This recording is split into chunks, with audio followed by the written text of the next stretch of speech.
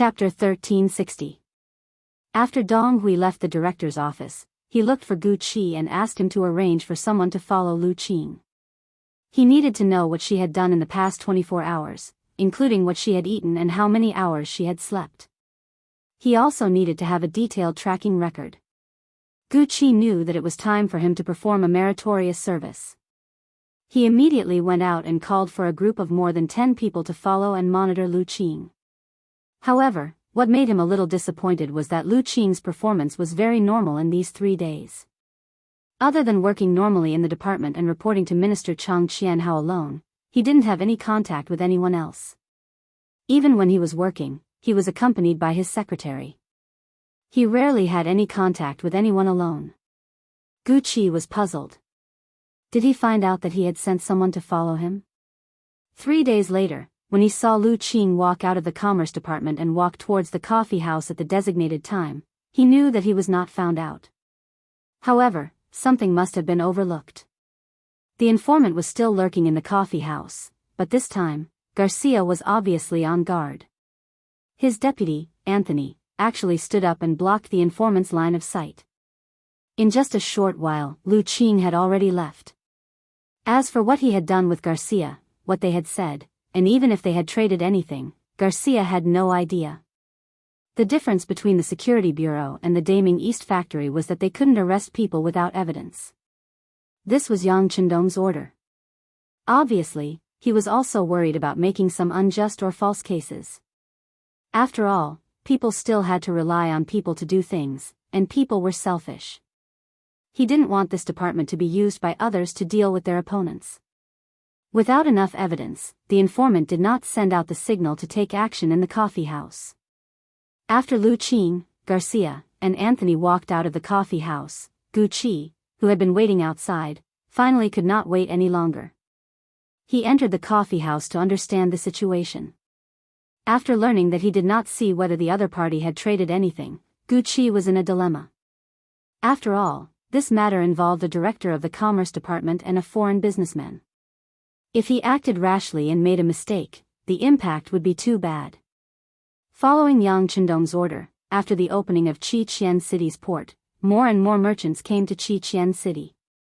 Most of them were yellow-skinned, but there were also some white-skinned and black-skinned people.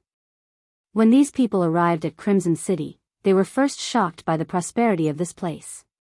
Then, they felt a great business opportunity and spent money to purchase goods from Crimson City. At the same time, they also transported some of the ores that Crimson City needed. It was precisely because of the appearance of these sea merchants that the 5-star army needed for weapons and materials. Just based on this point, without any evidence, these merchants couldn't be casually arrested. If these people were all scared away, it would be a huge loss to Crimson City and Yangxia. Gu Qi, who couldn't make up his mind, didn't know what to do. Just as he was wondering if he should take another look, he received a piece of news that made him unable to sit still. Garcia had actually applied to leave the port with his fleet a day later, and it had been approved. Damn it, he's trying to escape. At this time, how could Gu Qi not see that Garcia was trying to escape?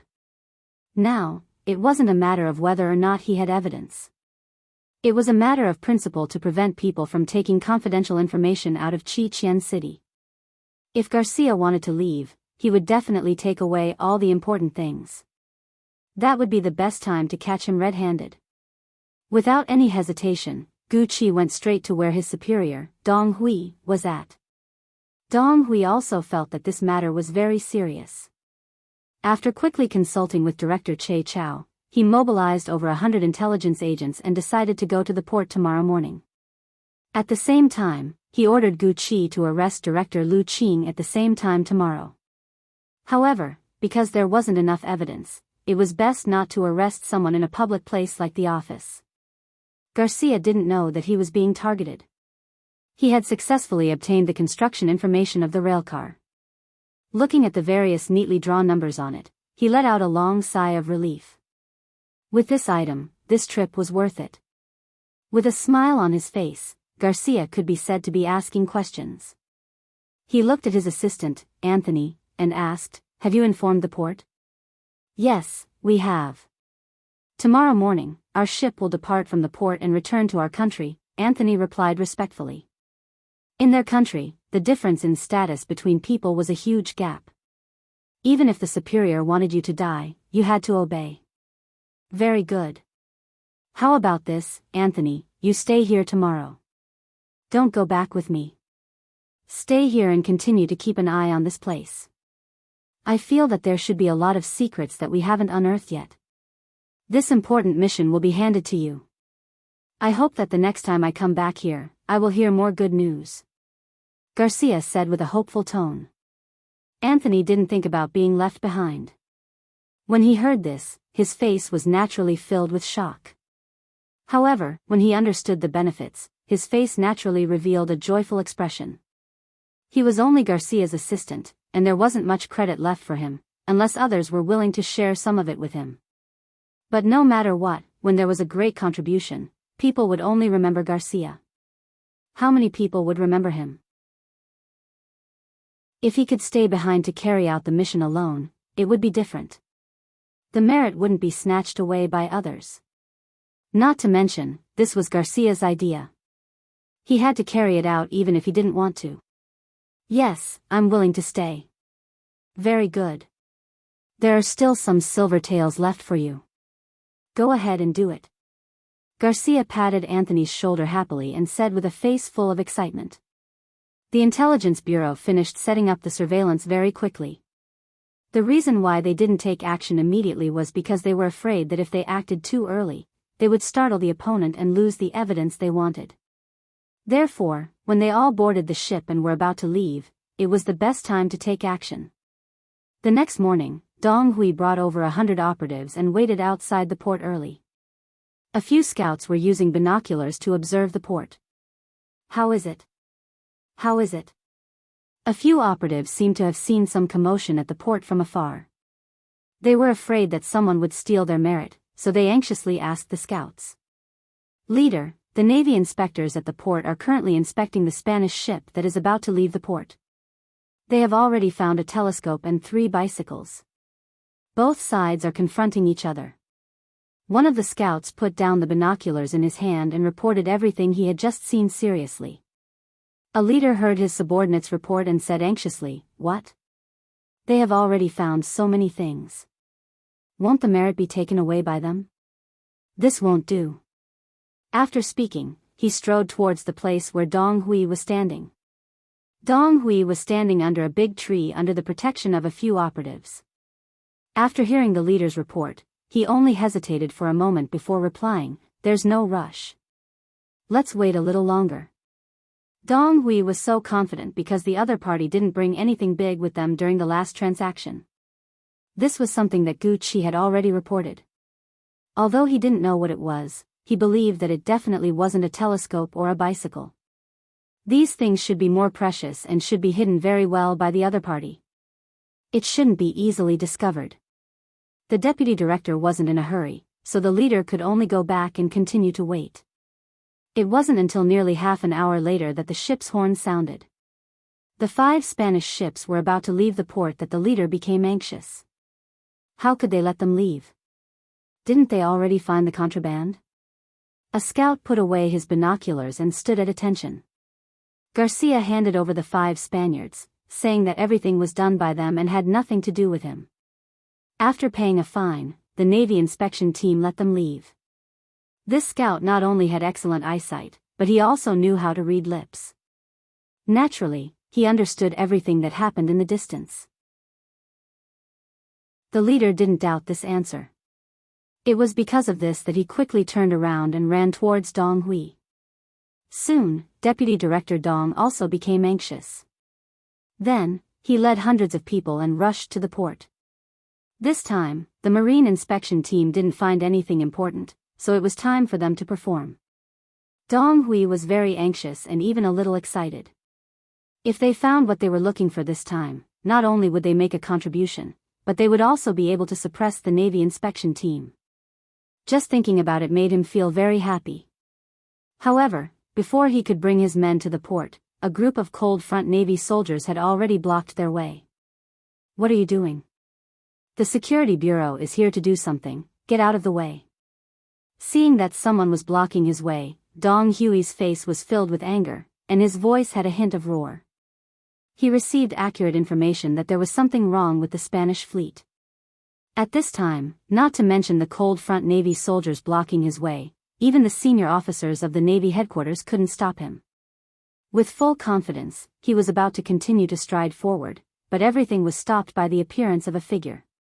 Dong Hui had to stop and stand in place. Fifth brother. Just opposite more than 100 people from the security bureau, a man in a gray tang suit walked out. His face was very calm, and even if one looked carefully, there seemed to be a smile on the corner of his mouth. But it was such a person. As soon as he appeared, the members of the security bureau stopped on the spot. Chapter 1361. Not because of anything else, but because the person who came was called Yang Wu, known as Brother Wu. I've been waiting for you for a long time. You're really patient. By the way, where's Dong Hui? Yang Wu said in his own voice unhurriedly. Dong Hui, who was called, immediately walked out of the crowd and came to Yang Wu. He stood at attention, reporting to Brother Wu. Dong Hui, Deputy Director of the Security Bureau in Crimson City, reporting for duty. Don't be fooled by the appearance of the Security Bureau. Once they received information, they even dared to investigate. Most of the time, the way they worked was not so gentle, and it was obvious that few people could buy face from them. However, Yang Wu was definitely an exception. Anyone could do something wrong and betray, but the servants of the Yang family were an exception. They were Bugnam of Gojoseon's most trusted people, and more often than not, they could make decisions on behalf of the king. This kind of person was also not someone the Security Bureau could afford to offend. Deputy Director Dong, I haven't seen you for a while. Well, why don't you come with me? By the way, you can dismiss these people first. Yang Wu recognized Dong Hui. No matter what, he was still a deputy director, and his rank was not low. Seeing that he had found the right person, he passed down the order, canceling the operation and taking him away. If it was someone else, they would inevitably doubt themselves when they heard this. Even if they encountered a problem, they would be scared to the point of peeing their pants on the spot. But Dong Hui believed that he had not done anything wrong to Bugnam of Gojoseon in his position, so he was not afraid. Okay, I'll go with Brother Wu. Everyone else, go back to your posts. Dong Hui did not even hesitate and decided to do as Yang Wu said. That was because he completely trusted Yang Wu's character. But others did not think so, especially the action team leaders. They were not worried about the safety of the deputy director. If there was really a problem with the deputy director, it was not something they could solve with their involvement. They were now worried that once the Spanish ships left, they would not be able to catch up with them. Therefore, a few bold team leaders couldn't help but stand up and say, Deputy Director, those ships are about to leave. This time, Dong Hui didn't have to answer. Yang Wu gave the answer. Don't worry, they have already been inspected by the Navy inspection team, so there won't be any problems. You can now listen to Deputy Director Dong's order and disperse. Yang Wu even knew what they were looking for. This time, Dong Hui felt relieved. Since the other party had made things so clear, he must have been prepared. Dong Hui no longer had any doubts and said to Yang Wu, I'll have to trouble you to lead the way, Brother Wu. It's no trouble. Come with me. Yang Wu was very satisfied with Dong Hui's performance. He was neither anxious nor impatient, nor did he have any guilty conscience, which was enough to explain a lot of problems. He turned around and walked towards the city under the protection of a group of marine soldiers. Department of Commerce. Gu Qi had been waiting outside for more than an hour with the two groups that Dong Hui had chosen, as well as his own team members. Seeing that it was almost time for the arrest, but Director Lu Qing had no intention of coming out, he couldn't help but feel a little anxious. After all, there was not enough evidence to prove that there was a problem with Lu Qing. If he brought people to rush into the Department of Commerce and proved that the other party was innocent, who would bear the responsibility? He was afraid that as the team leader, he would be the first to be charged and punished.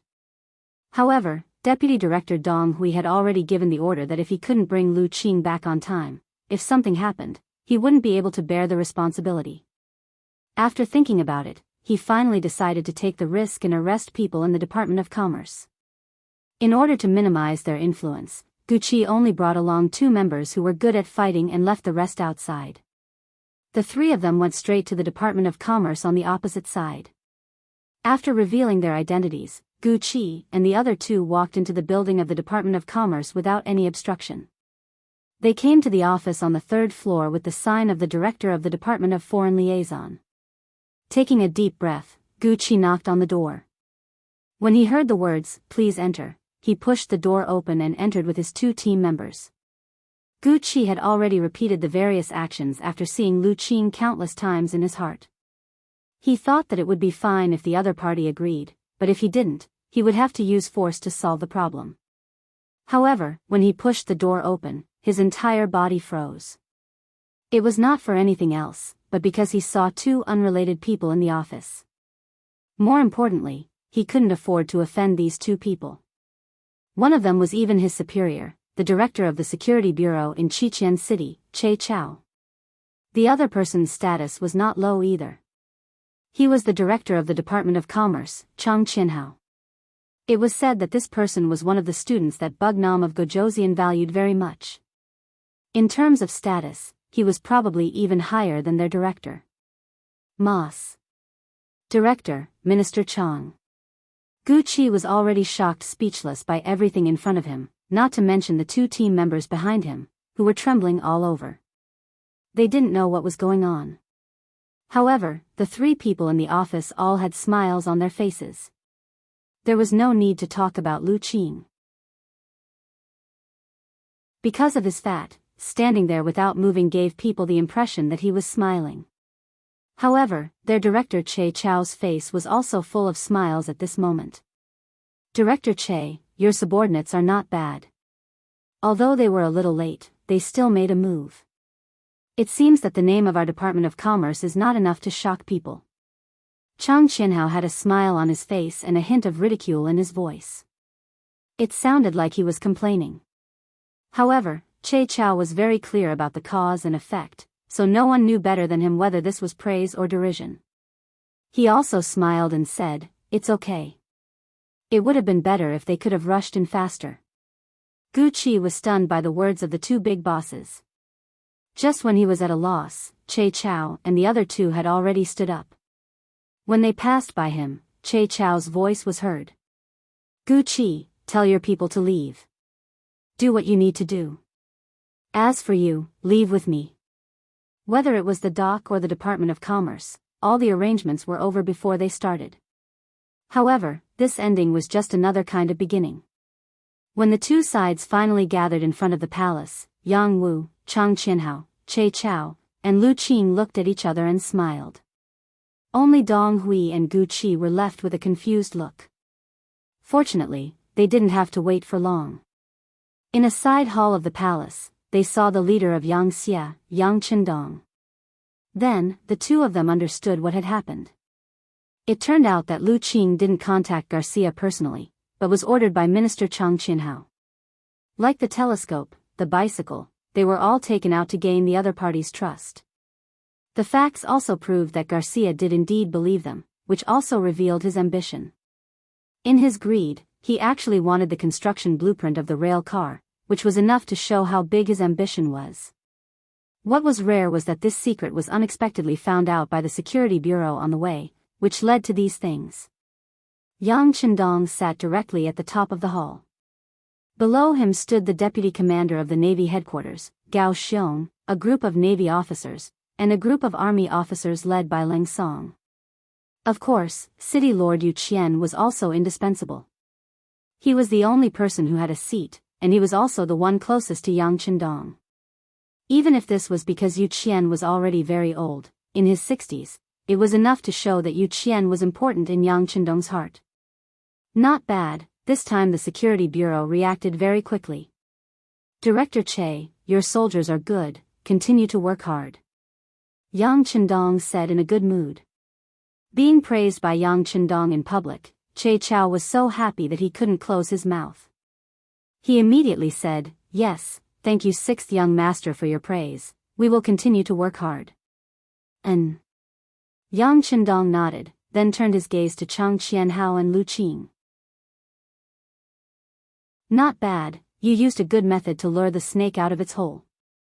This is what a student should do." Chang Qianhao was not so excited. Wasn't it supposed to be a student getting the teacher's approval? Yang Qindong nodded with a smile, then his gaze fell on the group of officers. His voice suddenly became sterner. "You all see it, right? Danger is everywhere. Don't think that just because we are so powerful now, no one will dare to target us. Let me tell you, there is no lack of ambitious people in this world. In their eyes, there is no right or wrong. What they want to do is right. In their eyes, there is no strong or weak. They are the strongest. With such people, if you don't work hard, you are falling behind. Sooner or later, you will be surpassed, and you may even become a prisoner." The stern voice made the faces of Gao Xiong, Ling Song, and others become very ugly. However, they could not explain anything. They immediately lowered their heads and looked like they were admitting their mistakes. During this period of time, Yang Qindong had seen and heard some unpleasant things when he was inspecting the army. For example, the officers in the army were very arrogant, as if they were the number one in the world. In their eyes, they were the strongest army in the world. It was a good thing that they did not find trouble with others. No one would dare to find trouble with them.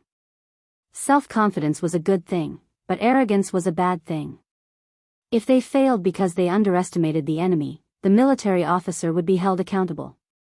This involved how many people would die after losing the war, how many families would be separated, and how many people's happiness would be affected. Based on this point, Yang Qindong would not only punish them, but might even kill them. Based on Yang Qindong's understanding of the situation, the current Langfeng army had this kind of arrogant mentality of underestimating the enemy. They believed that they had the most powerful firearms in the world, so they thought that they were superior and did not put any opponents in their eyes. Today, Yang Qindong decided to use this opportunity to remind the officers. If there were still people who did not recognize the reality, then he did not mind punishing some of them. It was better than losing soldiers on the battlefield and dying in battle. Chapter 1362. Langfeng is strong because you have powerful firearms, the most scientific training methods, the nutritious meals that give you a good physique, and the unparalleled logistical support. But what if you lose these? If you also don't have enough to eat and carry broken weapons, how many more battles can you win? If we give you war horses, will you be able to defeat the 1st Cavalry Division? Can you? Yang Qindong's smile disappeared completely. When he looked at Lang Song and Gao Xiong, his face was cold. The 2 lieutenant generals were the first to lower their heads. The group of major generals behind them also hurriedly lowered their heads. At this moment, no one dared to meet Yang Qindong's gaze. Langfeng wasn't that weak. Even if they didn't have powerful firearms, normal people wouldn't be their match even if they had swords. However, they were able to do this because of the special treatment they had received. The so-called special treatment referred to the most scientific training methods and the nutritious meals they ate. Langfeng didn't need to worry about their daily lives.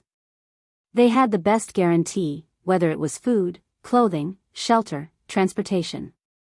Even their families benefited from it. Without any worries, the results of the training were naturally very obvious. But what if they lost all of this? How much of their fighting spirit could they achieve?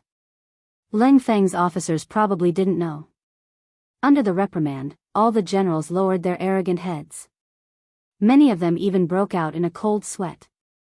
This was the effect Yang Qindong wanted. No matter what a person did, they had to have a string in their head. Without this string, they wouldn't have any fear. Their arrogance would grow and they would suffer a loss sooner or later.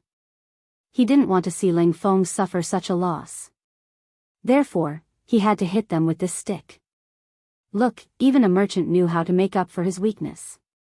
He knew how to steal the good things in Suxian City for his own use. However, Langfeng's officers were still arrogant.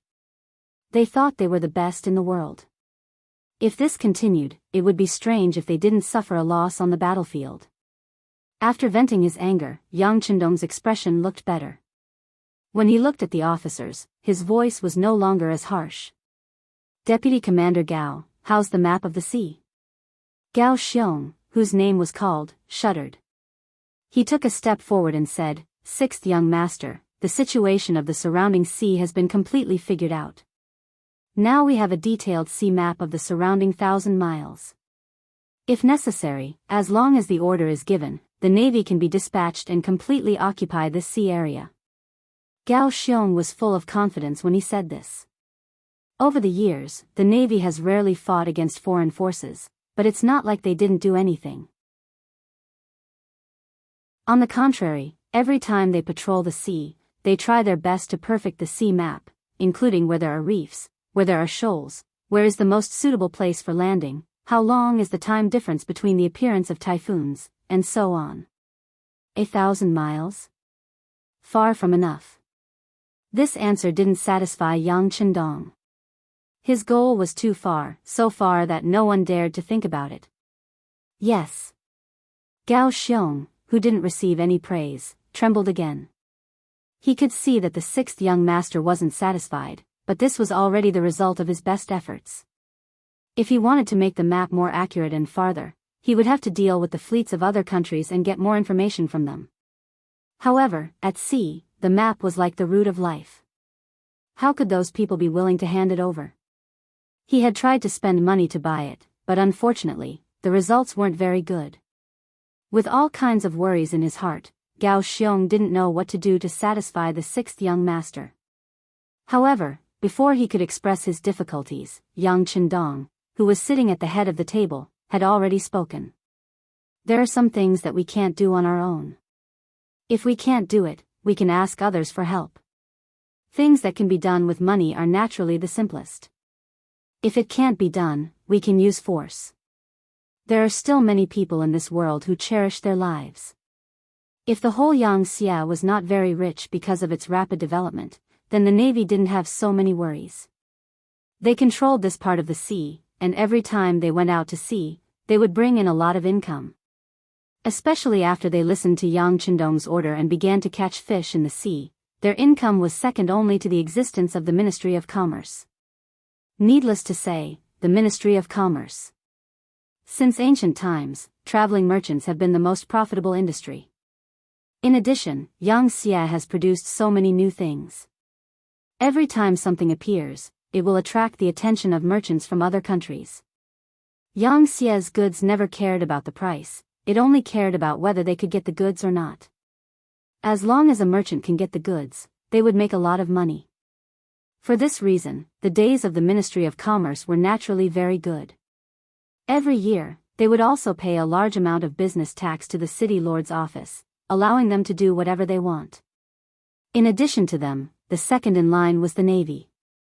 Unlike the rewards the army received after winning a battle, sometimes even if they won a battle on the ground, they still wouldn't be able to get anything useful.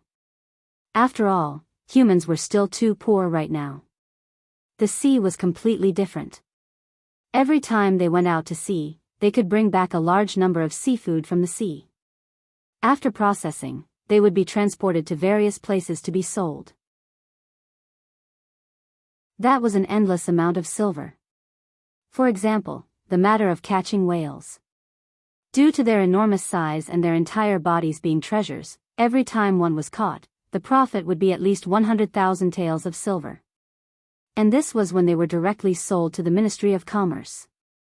If they were sold to other places through the hands of merchants, the profit would be immeasurable.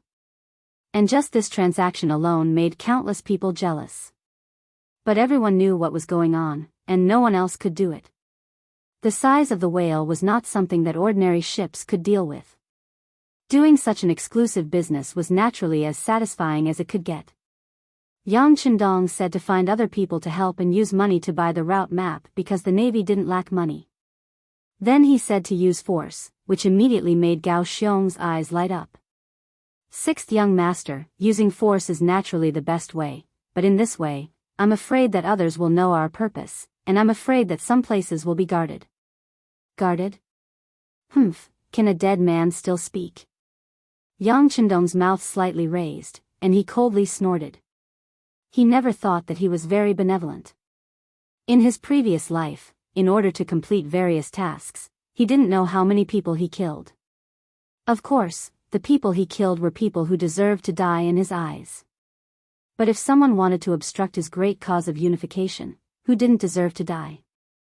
Not to mention that they were of different races. Not my race, my heart must be different. Gao Xiong understood the meaning of Yang Chendong, and his eyes flashed with light. Sixth young master, this subordinate understands. Please rest assured that the Navy will immediately implement your instructions. The Navy will not be an obstacle to our expansion. Very good. Yang Chendong's face finally looked better, and then he said something that made everyone present excited. This king has decided to start the expansion of the sea in March next year. The Navy will be the main force, and the Army will be the auxiliary force. The implementation will still be the same as on land. Every time we occupy a place, we will relocate the people there. In short, we must put the 5-starred flag in every corner of the world as soon as possible. At that time, everyone must give their full support. Yes. Everyone present understood the meaning of Yang Chendong in an instant, and one by one, they answered in an excited voice. After talking about the military, Yang Chendong's eyes fell on Che Chao, Dong Hui, and Gu Qi. He knew that they should have a lot of questions in their hearts. Qianhao, you say it. Yes. The Minister of Commerce, Chang Qianhao, cupped his fists and stepped forward. Then, he recounted the entire story of Garcia's incident. According to Chang Qianhao, Director Lu Qing went to contact the Spanish businessman Garcia under his orders. The so-called bicycle and binoculars were just chips to gain the other party's trust, including the rail car blueprint that was traded with the other party in the end. Now, this person should have taken those blueprints to the sea and is on his way back to Spain. The marine inspection team appeared and detained the telescope and the bicycle, but they only took away the railcar blueprint. For Yang Xia, there was no loss. The reason why he did this was to send a friendly signal to Garcia. They are all friends and will not meet on the battlefield. Now it seems that the goal has been achieved. So that's how it is. This was also the first time Che Chao had heard of such a thing. Feeling that he had understood everything, he immediately smiled and said, in that case, the blueprint that Director Lu gave the other party must be fake. Hee, not only did you get the money, but you also gave the other party an illusion without any losses. Well done. No. Chang Qianhao smiled and shook his head. The blueprint is real. If not, how can we let the other party see our friendship? What? It's real? Then this. Che Chao's face turned ugly. If all of this was real, in his opinion, the sacrifice was too big. Fortunately, Yang Chendong spoke at this time. It's nothing. Even if there is a blueprint, some things can't be built so quickly. Just the iron smelting alone is enough for them to prepare for a period of time. Of course, if they can really build it, wouldn't it be better? It would save us some trouble. When these words were said, everyone was stunned at first, but then they suddenly understood and nodded. Yes, the Navy is about to expand on the sea. One day, Spain will become a part of Yangtze. If they have any scientific results, wouldn't it help the entire Yangtze?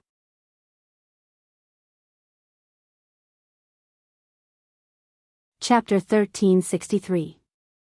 After figuring out this point, everyone's expression became much better. Everyone had a deeper understanding of Yang Chendong's strategy. Garcia was probably still secretly happy at this moment, but if he knew that what he got was what Yang Xia wanted to give him, and that he had successfully misled them, it would be too late for him to cry. Immediately secretly arrest Anthony and learn more about the situation on the other side of Spain from his mouth. At the same time, arrange for people to learn the Western language, so that it will be easier to manage them in the future. Yang Chendong saw that the matter was settled, so he made a final conclusion. After saying this, he looked at Director Che Chao of the Security Bureau and nodded approvingly. This time, the Security Bureau reacted very quickly, which is worthy of praise. I will record this merit. I also hope that you can continue to work hard and find more problems hidden in the dark. Che Chao, who was praised, was very excited. He immediately stood at attention and gave a standard military salute. Please rest assured, Sixth Young Master, our Security Bureau will work hard and strive for new achievements. The matter of the Spanish merchants was over. Not long after, Anthony was arrested. After the Security Bureau used certain means, he lowered his noble head and was willing to tell everything he knew. Not only that, the Security Bureau, with the help of the Navy, began to secretly arrest some other foreign sea merchants who came to Resin City. From their mouths, more and more navigation maps fell into the hands of the Navy headquarters, making full preparations for the battle at sea in March. Yang Qindong was still constantly monitoring and guiding the work of Resin City, guiding Yangtze's development with some of the vision and ideas of the future generation. At night, he was busy in the palace. Now he only has a son and a daughter. In the future, the huge family business will obviously not be enough for them, so he needs to work harder. Fortunately, Yang Qindong has the strength of a grandmaster. Even if he works hard, it won't hurt the foundation of his body. In addition, his wives are very cooperative, so it's only a matter of time before results are produced. On the grassland battlefield, although Yang Qindong was no longer there, the troops left there were still seriously carrying out the strategy of besieging the city. The results were also very obvious. If it wasn't for the arrival of winter and the heavy snow, the entire Yili Inner District would have been under Yangtze's control. Southern Ming Dynasty, Department of Aristocrats. Zhu Huichun's expression was a little unsightly. Zhu Huitu, who betrayed his elder brother and younger brother and became the king of 3 provinces from King Guangdong, finally realized that he had been fooled by Zhu Qizhen after more than 2 years. What does it mean to be in charge of military affairs but not political affairs? At first, Zhu Huichun thought that as long as he had military power, he could do whatever he wanted. But who would have thought that raising an army would require money, especially when he had 500,000 soldiers? Every month, even every day, his expenses would be enormous. If he hadn't reached an agreement with Yang Qindong, where he would give 200,000 Han people every year in exchange for the exclusive distribution rights of Yangtze's products in the 3 provinces, he wouldn't have been able to hold on until now. But even so, he still needed to supplement a lot of money from his own treasury. After more than 2 years, he felt that he couldn't hold on any longer. Zhu Huichun gnashed his teeth in hatred and called his most trusted civil official Chen Tian to discuss how to solve the problem. Increase the amount of trade with the 5-star army. We will provide 400,000 Han people every year, but the goods they provide must also be doubled. After discussing for a while, Chen Tian finally came up with an idea. Good. Zhu Huichun nodded heavily. I'll leave this matter to you. But this still can't solve the fundamental problem. Zhu Qizhen wants to make things difficult for me? Then I won't let him have it easy. Order people to pressure Xiping Wang Mubin and ask them for food. Secretly send people to contact the Bengal army and make them act as if they are pressuring us. I don't believe that old man will dare to disobey. Pressure Mubin. With his strong military power, he could naturally force him to submit. Squeezing some food or even gold and silver was not a problem. But this would naturally cause Emperor Yingzong to be dissatisfied. If it wasn't necessary, Zhu Huichun wouldn't want to do this. But now, he had no better ideas. Even if it made the emperor unhappy, he had to try it. After Chen Tian heard this, his face showed some hesitation. He wanted to say something to dissuade him, but he thought that there was no other way. Angering the emperor was better than not being able to live. He could only nod and agree. The moment Zhu Huiqiang made a move, the relevant telegram was immediately sent to the palace of Tsuxian City. After reading the telegram, Yang Qindong was displeased. Does this Zhu Huiqiang only know how to contact foreigners to bully the Han people? Beta Persei, who had followed Yang Qindong for many years, immediately understood the meaning of his words. He immediately said, "Young master, don't worry. I will immediately arrange for people to warn the king of the 3 provinces. Yes, we have to warn him. You can tell him clearly that there is no problem with doubling the population and doubling the goods. However, if he dares to join forces with other countries to bully the Han people, there is no need for the Southern Ming Empire to make a move. My 5-star army will be the first to destroy him. If he had to say who he hated more between foreign enemies and traitors, it would definitely be the latter.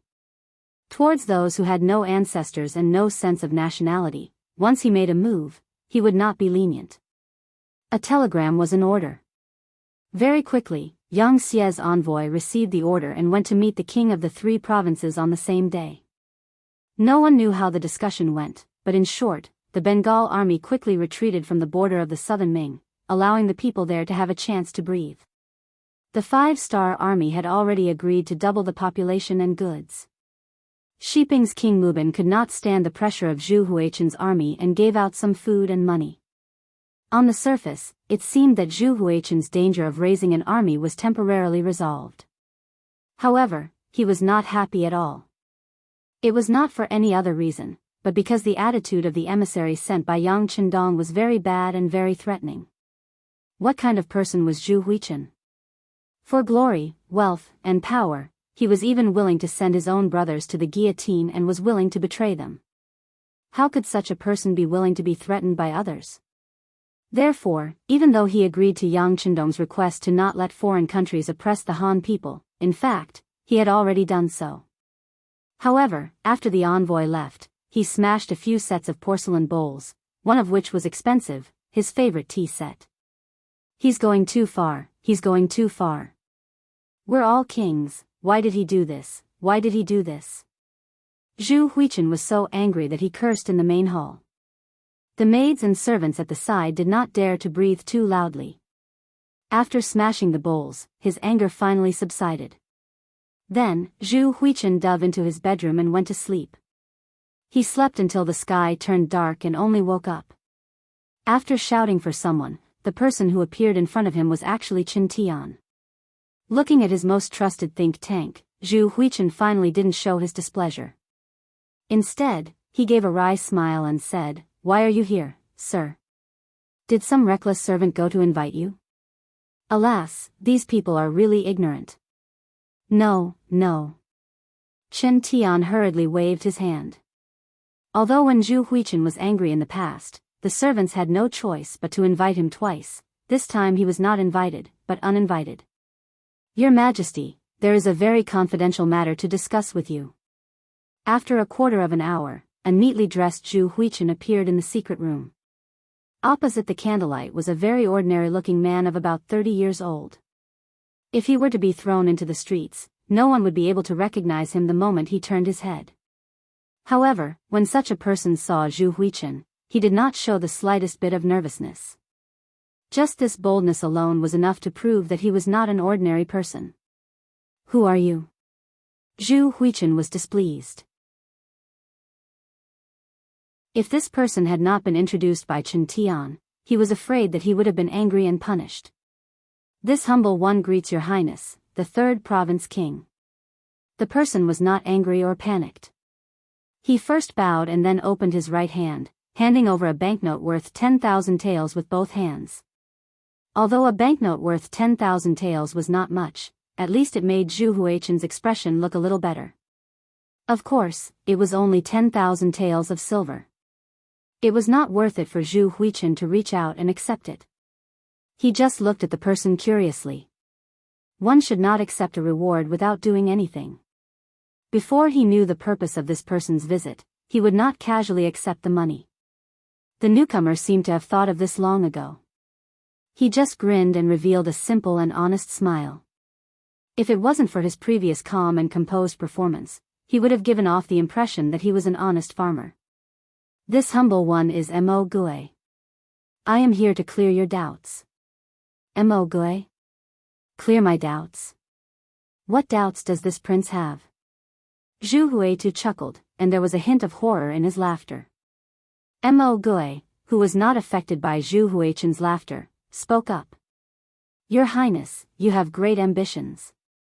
It is a pity that he Xingdong and Bugnam of Gojoseon's appearance overshadowed your glory.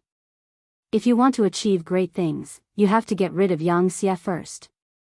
Now there is an opportunity in front of you. I wonder if you are willing to seize it. Zhu Huichen naturally knew what he Xingdong meant. He had just been warned by Yang Qindong and was furious. Mo Gui had appeared. He had to admit that he had chosen the right time. But did he really think he was stupid? Before he could figure out the other party's background, he would not say anything that was on his mind or speak the truth. Ha, ha. Zhu Huichen just laughed and did not make any comments. Mo Gui still did not care about this. Instead, he put the banknote worth 10,000 taels of silver on the table and said, "If there is an opportunity to get rid of Bugnam of Gojoseon, would you be willing to do it? Of course, before that, you don't need to do anything. If Bugnam of Gojoseon is really in trouble one day, you only need to move your fingers and hit him when he is down. Your Highness does not need to answer this humble one's question. If there is an opportunity, you can decide whether to do it or not. If there is no opportunity, you can just bide your time. This 10,000 taels of silver is my master's sincerity. At least it shows that I am not a person who likes to talk nonsense. Okay, if there is an opportunity, we will meet again."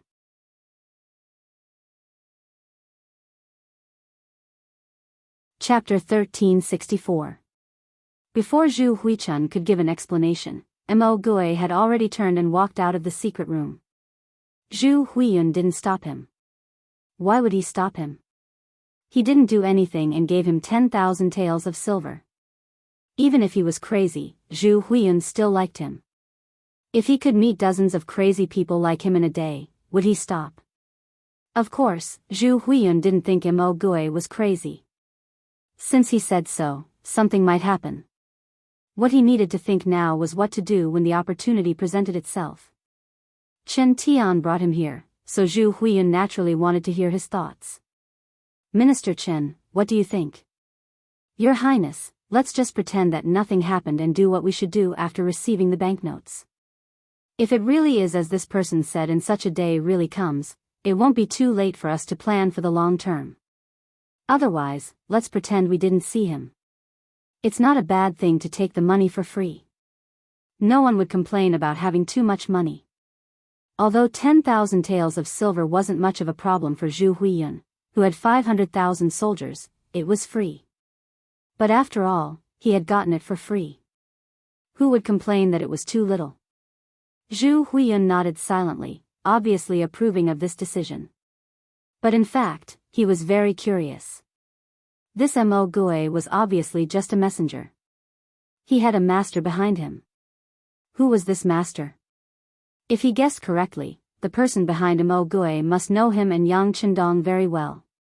How could it be a coincidence that Mo Gui made a move right after Mo Gui threatened him? Interesting, interesting. Thinking that there was someone who knew Yang Qindong so well and was secretly watching everything, Zhu Huiyun suddenly became interested. He even began to look forward to that moment. If that day really came, he would definitely make a move. He had long coveted Xianxia. Thinking of the countless good things in Xianxia's territory, once Yang Qindong was in trouble, Xianxia would be like the sky falling. It would definitely be chaotic. When that time came, he would definitely make a move. Countless riches would be waving at him. That day would be his chance to achieve great things. Far Eastern Province.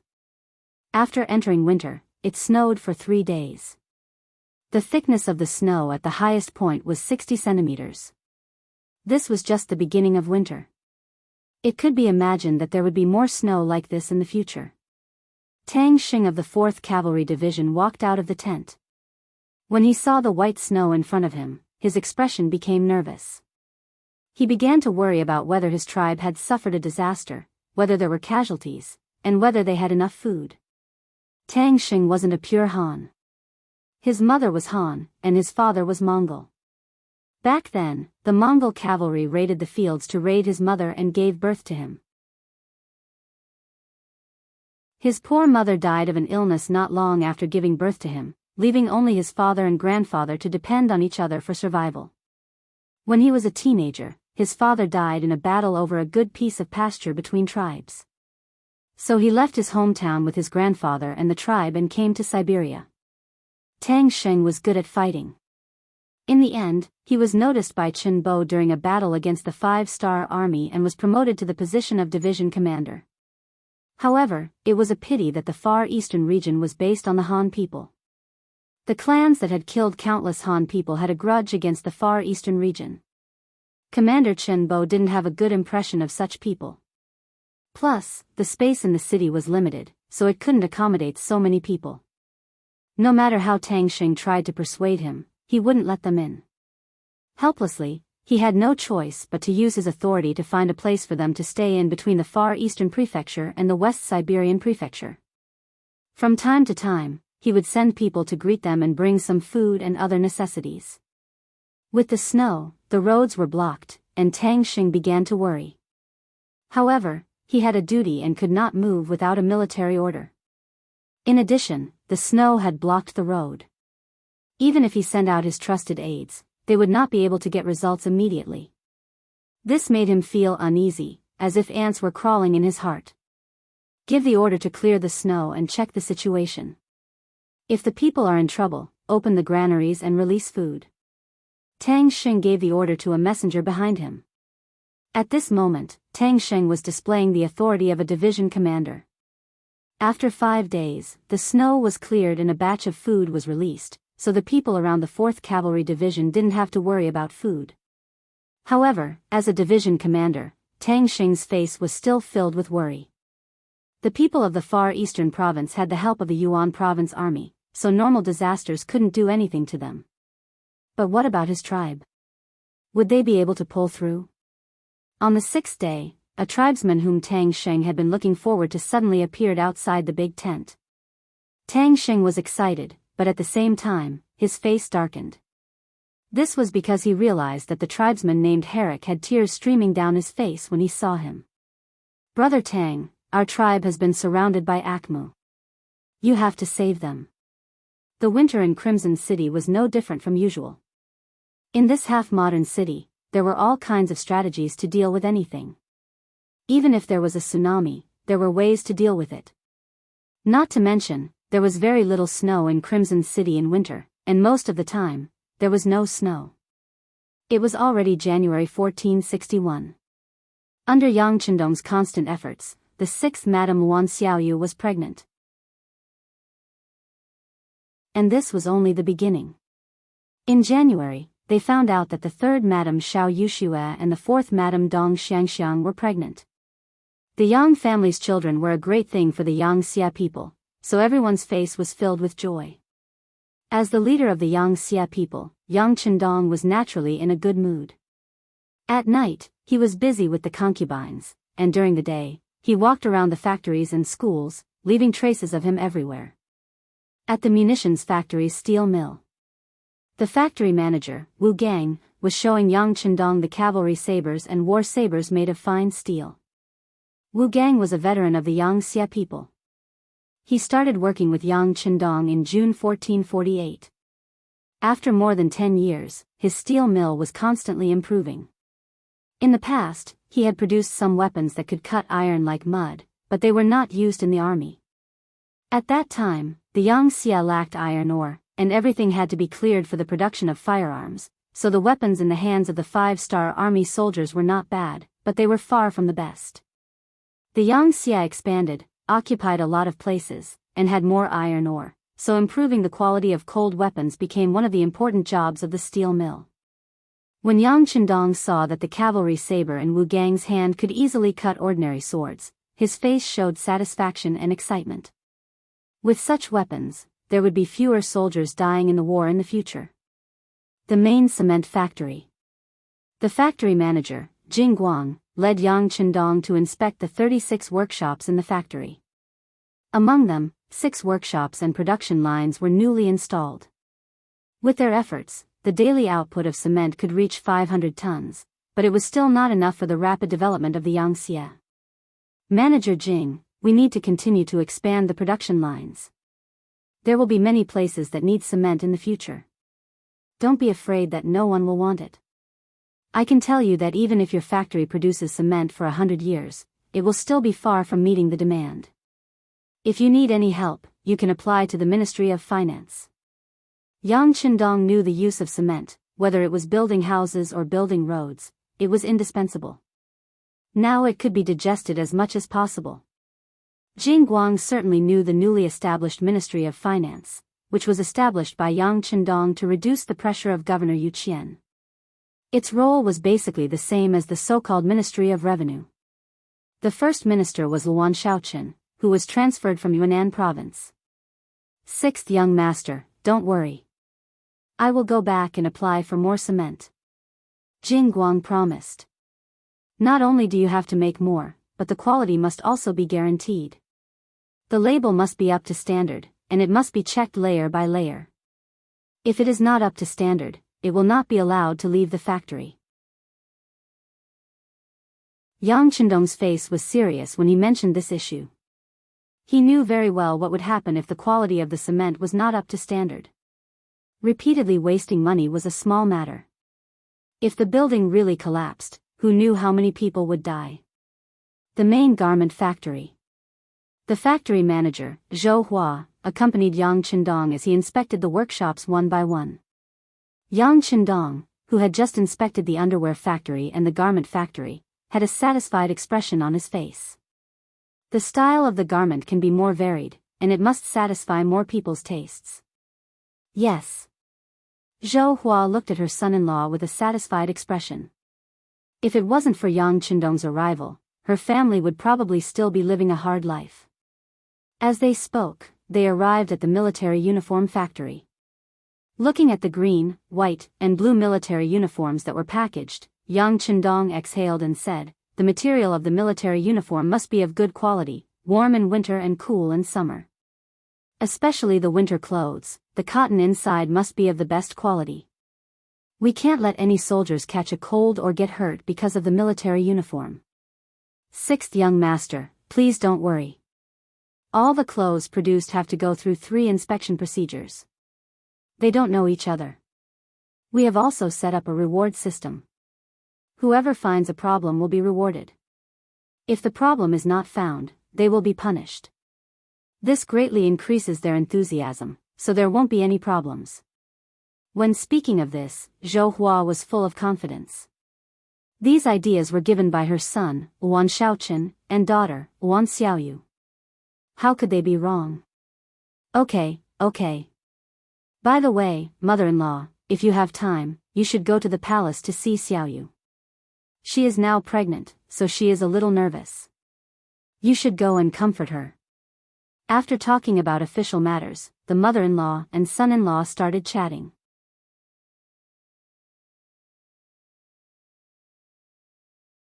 Chapter 1365. Shipyard. Accompanied by the shipyard director Hong Yi, Qin Chuan inspected the newly produced warships. The 5-star Army Navy was currently using sailboats. Division-level warships were using Level 4 warships, regiment-level warships were using Level 3 warships, and so on and so forth. After years of hard work, they had finally built a Level 5 warship. The size of the ship and the number of cannons made it the warship used by the officers. We still need to build more warships like this. If there's any need, the other departments will fully cooperate and strive to upgrade all the warships. Looking at the ship that was over 100 meters long, Yang Qindong sighed. Yes, the Navy headquarters also has such a request. In the future, all division-level warships will be upgraded to Level 5 warships. In the future, we will focus on researching Level 6 and 7 warships. Hong Yi said with a face full of excitement. No, there's no need to worry about Level 6 and 7 warships. Right now, the research department is researching steam engines. Once that thing is built, it will be used on Level 6 warships. At that time, the speed will be dozens of times faster than now. Yang Qindong sighed and said. Paper factory. Factory director Kong and led Yang Qindong to inspect many workshops. Looking at the white paper being produced from the production line, Yang Qindong walked forward and took 2 pages. He found that the paper was very sturdy and thick. Very good. In the future, Xianxia's children will have to go to school. This will require a lot of paper. You will have to work hard. Yes. Kong and nodded. We will definitely work hard. After spring, we will build more production lines. There won't be any delays. There must be no delays. Education is the foundation of the country. Only when the people have culture and wisdom can the country become stronger. This is the national policy, and no one can change it, much less neglect it. Glass factory. A year's GDP and wealth had reached a certain ratio. It had become one of the important sources of Xianxia's wealth. As the factory director, Qin Ming had his own pride. However, when he faced Yang Chendong, that bit of pride had long disappeared, because everything in front of him was created by this person. Glass was not a big deal in Yangxia. It was even used in ordinary households. For example, the windows of many residential buildings were made of transparent glass. But to the Yang family, this was still a novelty, especially the various accessories made of glass. Businessmen from other places would rush to buy them. After creating so much production value and wealth, the head of the glass factory, Qin Ming, would be glowing with happiness wherever he went. The factory's confidentiality measures still need to be strengthened. We can't let others steal the results. If you need anything, you can go directly to Yang Wu. He will make the arrangements. Yang Chendong was very clear that the production of glass was not that complicated. It could be said that it was not difficult for those who knew how to do it. Once the process was known, he could make it, but others could also make it. That would be a big problem. Yes, sixth young master, don't worry. The people in our glass factory are all old. Their families are all in Qichen City. They are also loyal to Yangxia and will not be disloyal. Moreover, the military is also very strict in this area. Every one of them has a detailed record. Qin Ming also knew how serious the situation would be if something went wrong, so he immediately vowed. Good, I'm relieved when you do things. Yang Chendong patted Qin Ming's shoulder. This person was also an old man who had followed him for more than 10 years. All these years, there were no problems, which was enough to prove his confidence. Winery. Manager Hong Shi brought in different degrees of liquor for Yang Chendong to taste. He introduced them to Yang Chendong and introduced them to him. Wine was one of the things that men loved no matter where they were. As long as they could afford it, almost everyone would want to drink it. Therefore, as long as the quality of the liquor was good, there was no need to worry about selling it. Yangxia had opened up a large amount of grain fields. In addition to the appearance of potatoes, sweet potatoes, corn, and other crops, the problem of food and clothing had been solved. Not only that, they were also constantly exporting their grain. Right now, the grain that the southern Ming dynasty needed was basically provided by the Five-Star Army. When there was more grain, it was naturally not a good idea to store it in the granary. Using the excess grain to make wine was a better use. Good wine could be exchanged for silver and more money. Right now, the winery was also one of the main sources of income for Yangxia. Sixth young master, right now, not only do we have 10-degree liquor, 20-degree liquor, and even 55-degree liquor, we have also produced a lot of soft drinks and beverages. Together with the transparent glass bottles, the price will not be low. Hong Shi reported at the same time as he reported his work. Your train of thought is correct. But it's not enough. For example, we can change the packaging of the beverages. Bag packaging and paper packaging can be used. This way, we can lower the content of the drinks and even normal people can buy them. This way, the sales will be better. Also, for the wine, we need to come up with more variations. Don't limit it to just a few types. We can divide it into high, medium, and low consumption levels. While serving the public, we can also earn more money. Yang Chendong thought about how the beverages in the future had already become a meal for normal families. Thus, he instilled his thoughts into Hong Shi's ears.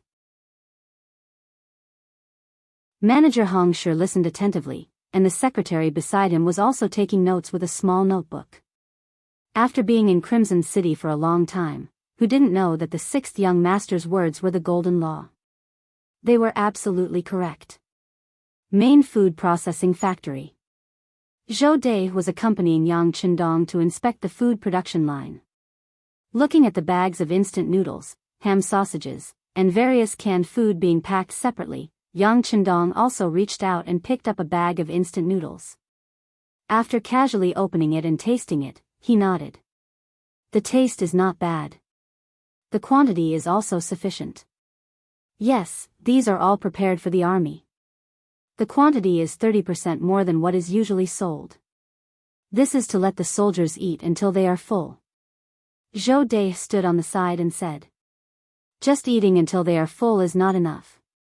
You have to think of a way to eat well. The taste has to be varied. You have to consider the taste of the public as much as possible. Yang Qindong stood beside the production line and gave instructions. Air Force Training Ground.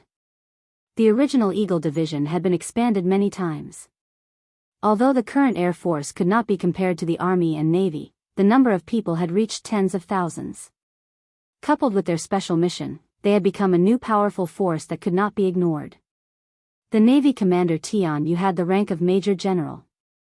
Wearing a sky blue uniform, he was accompanying Yang Qindong and watching the performance of the Navy soldiers. Dozens of hot air balloons rose into the air, carrying out the various orders given by the ground command. Time and space were sometimes low, sometimes left, sometimes right. After reaching the predetermined position, packs of high explosives fell from the sky, blowing up the original targets one after another. Individual paragliders rose into the air. Using the large oar behind them that rotated like a fan, one soldier after another rose into the air. They could follow orders to the west or to the west to complete the high-altitude reconnaissance mission. The development of the Air Force started from scratch, and it was not easy to reach the scale it had now. In this regard, Yang Qindong affirmed their work and also made a request. He also agreed to the request of Tian Yu to lead the soldiers to participate in actual combat. From now on, with the addition of the Air Force, any enemy's so-called ambush would have nowhere to hide. They would also become the unique overlord of the sky. Yang Family Academy. The first vice principal Wang Si accompanied Yang Qindong to walk around the entire academy. When Yang Qindong did not return to Qiqian City, Wang Si was actually the first leader of the academy. Under his leadership, the Yang family was constantly developing. It was different from the Great Ming Dynasty's knowledge, which was mainly based on the 8 classics, the 4 books, the 5 classics, and other sages. The studies in the Yang Family Academy were divided into different categories: Chinese, mathematics, geography, science, biology, physics, chemistry, agriculture, labor, and so on.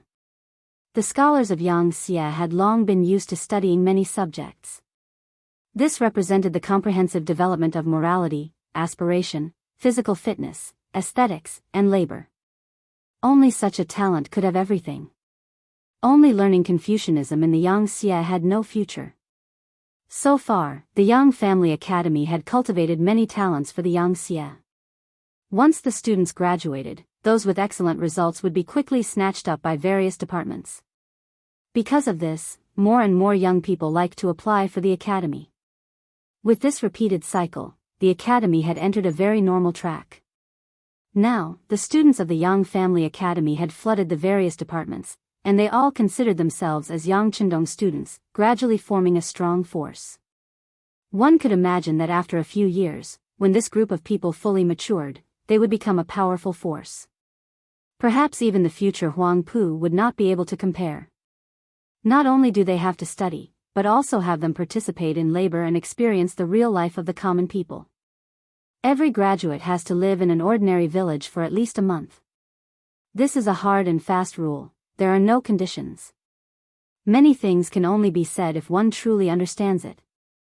If one only reads it from books, not only will it not be deep enough, it will also be easy to be separated from reality. Yang Qindong wanted students who knew what to do, not students who only knew how to talk but not do, or students who only knew how to do but not speak. Yes, this student will remember. Wang Si nodded heavily. Seeing that Wang Si was almost 30 years old, Yang Chendong suddenly stopped and thought of something. Has your grandfather already retired? Wang Si's grandfather was Baiming's Minister of Personnel, Wang Ji, who held a high position and power. In the past, he was the person Wang Ji respected the most. He always thought that one day he could be as capable as his grandfather. But ever since he came into contact with Yang Shui, this thought slowly began to waver. Especially after coming to Crimson City, he no longer envied his grandfather. In his opinion, that position was a waste of life. It was just like a machine, going to work and getting off work every day. It was really meaningless.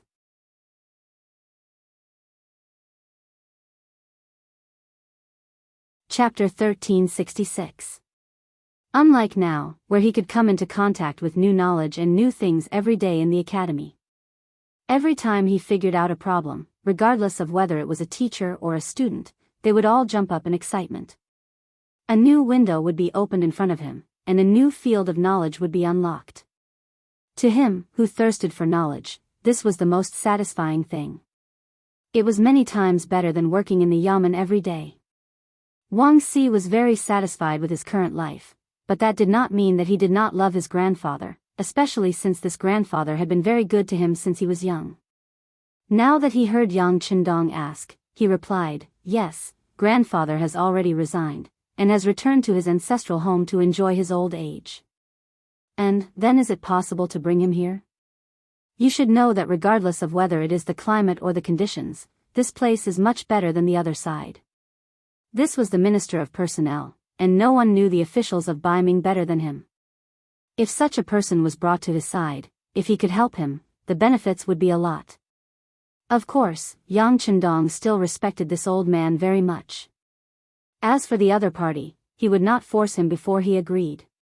Hearing Yang Chendong's suggestion, Wang Si's eyes couldn't help but flicker, but he quickly calmed down. He knew his grandfather too well. If there was something he didn't want to do, no one could force him to do it. Since he didn't know his grandfather's thoughts, he didn't make any promises. Instead, he said honestly, Teacher, I haven't discussed this matter with my grandfather, but I will write a letter soon to ask for his opinion.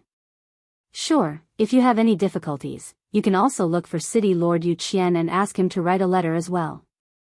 After all, we were once colleagues, so we will definitely have more in common. Yang Chendong suggested with a smile, causing Wang Si to nod his head continuously. Following that, the bank, the art troupe, the bicycle factory, the tobacco factory, and so on all left behind Yang Chendong's footprints.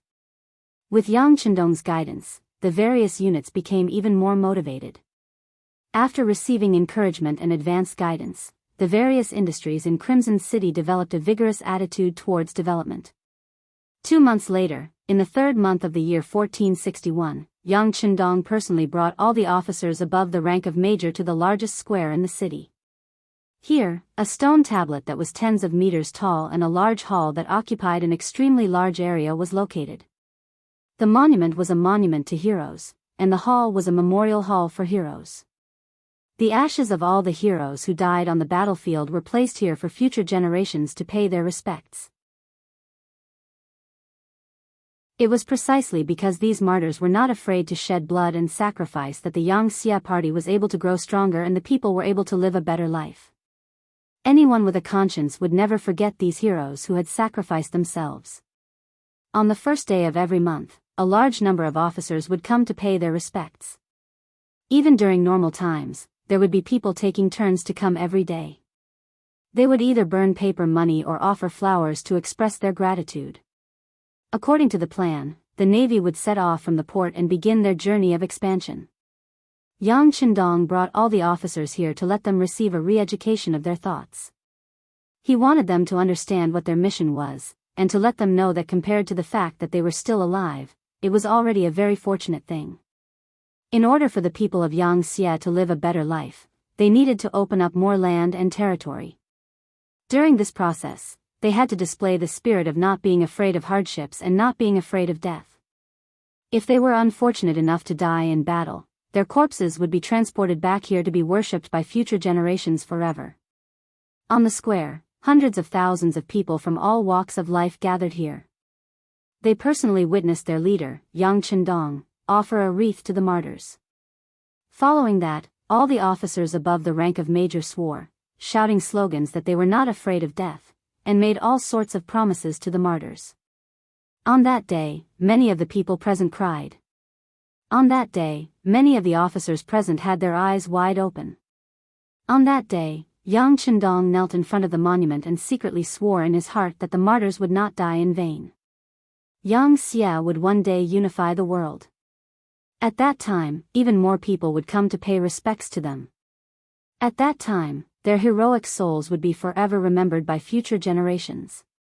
A day later, all the officers above the regiment level who stayed in Qiqian City gathered in the army headquarters auditorium. Yang Chendong personally taught them what the main contradiction was, what the secondary contradiction was, what the unity of thought was, what the united front was. How to build a base, how to fight a land revolution, how to mobilize the power of the people, how to do diplomatic and united front work well. 2 days later, under the personal escort of Yang Chendong, the Marines set off. Deputy Commander Gao Xiong personally led the team. Several naval divisions were ready to set off. Countless warships filled the military port, blowing their horns and raising their white sails as they set off with the wind. Yang Xia's struggle for hegemony on the sea began. 2 days later, Yang Chendong was in the palace accompanying the princess, Hu Yan. A telegram that had just been received was personally delivered to him by Beta Persei. In December, Wan Xiaoyu was pregnant. In January, Xiao Yuxue and Dong Xiangxiang were pregnant. In February, Tuoya and Su Maner were pregnant. In March, Junko and Hu Yan were pregnant. Yang Chendong was like a hard-working little bee, constantly wandering around the harem, using his strength as a grand master to continuously sow seeds. Fortunately, the results were remarkable. Other than the second wife, Qiao Yin, who already had Lele, all the other wives were pregnant. Even Hu Yan, after having Yang Bo and being pregnant with her second child, was as happy as a little girl. Yang Chendong also took more time to accompany her. When the telegram appeared, Yang Chendong's expression did not change, but a trace of doubt flashed through his eyes. If it was not an important situation, Beta Persei would not dare to send the telegram at this time. But he still came, which could only prove one thing. Something had happened. He reached out and took the telegram. After casually glancing at it, he put it aside as if nothing had happened. Next, he accompanied Hu Yan to watch the new song and dance arranged by the Arts and Crafts Regiment for a while.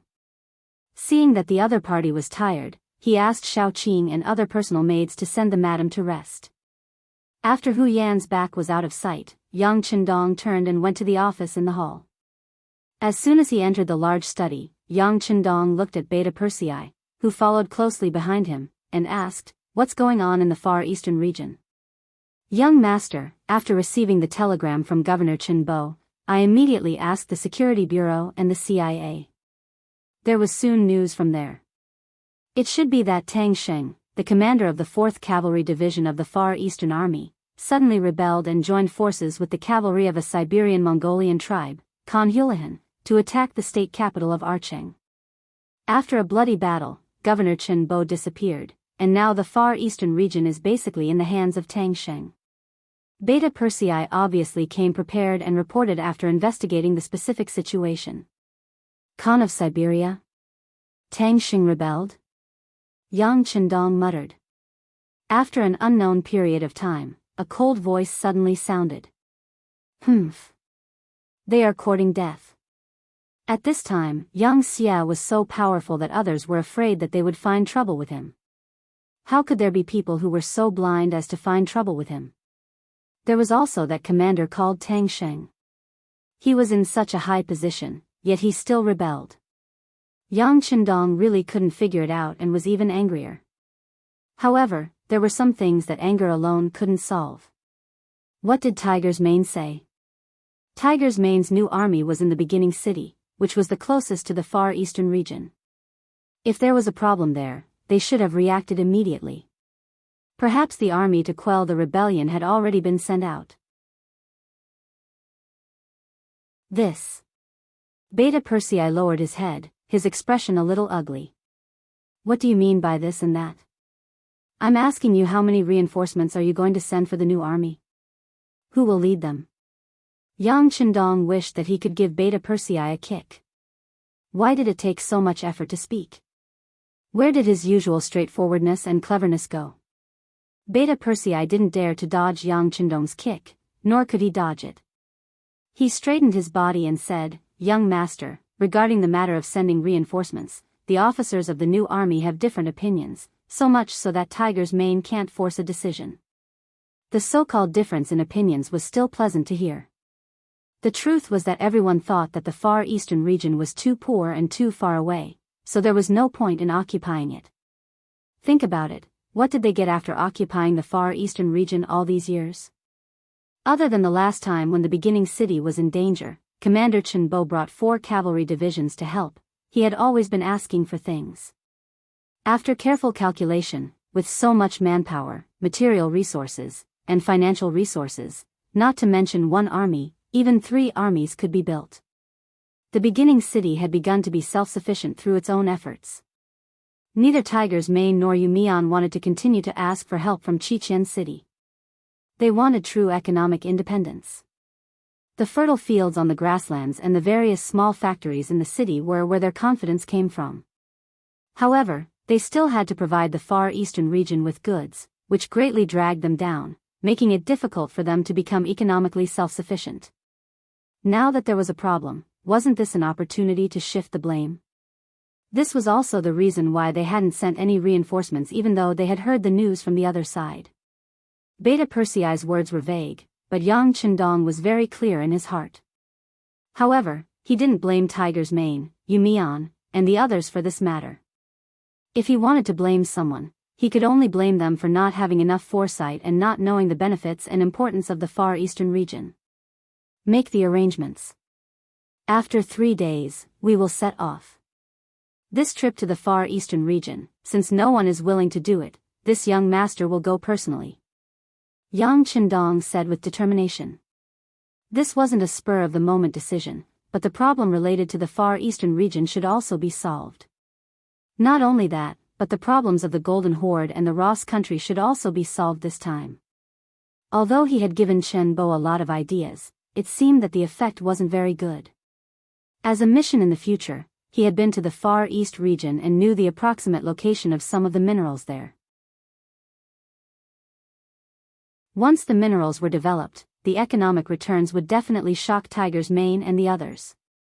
He wanted to use facts to tell some people that Yang Qindong's decisions had always been very correct.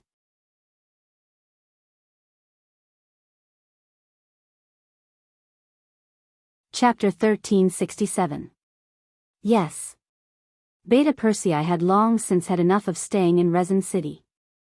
Although his wife and children were in Resin City, he was only in his early 30s. It was not the time for him to retire yet. What he should do the most was to make meritorious contributions. Where would meritorious contributions come from? Staying in Resin City was just for experience. How could it be as strong as leaving this place and opening up new territories everywhere? Beta Persei excitedly went to make arrangements. Yang Qindong sat in the chair in the study room.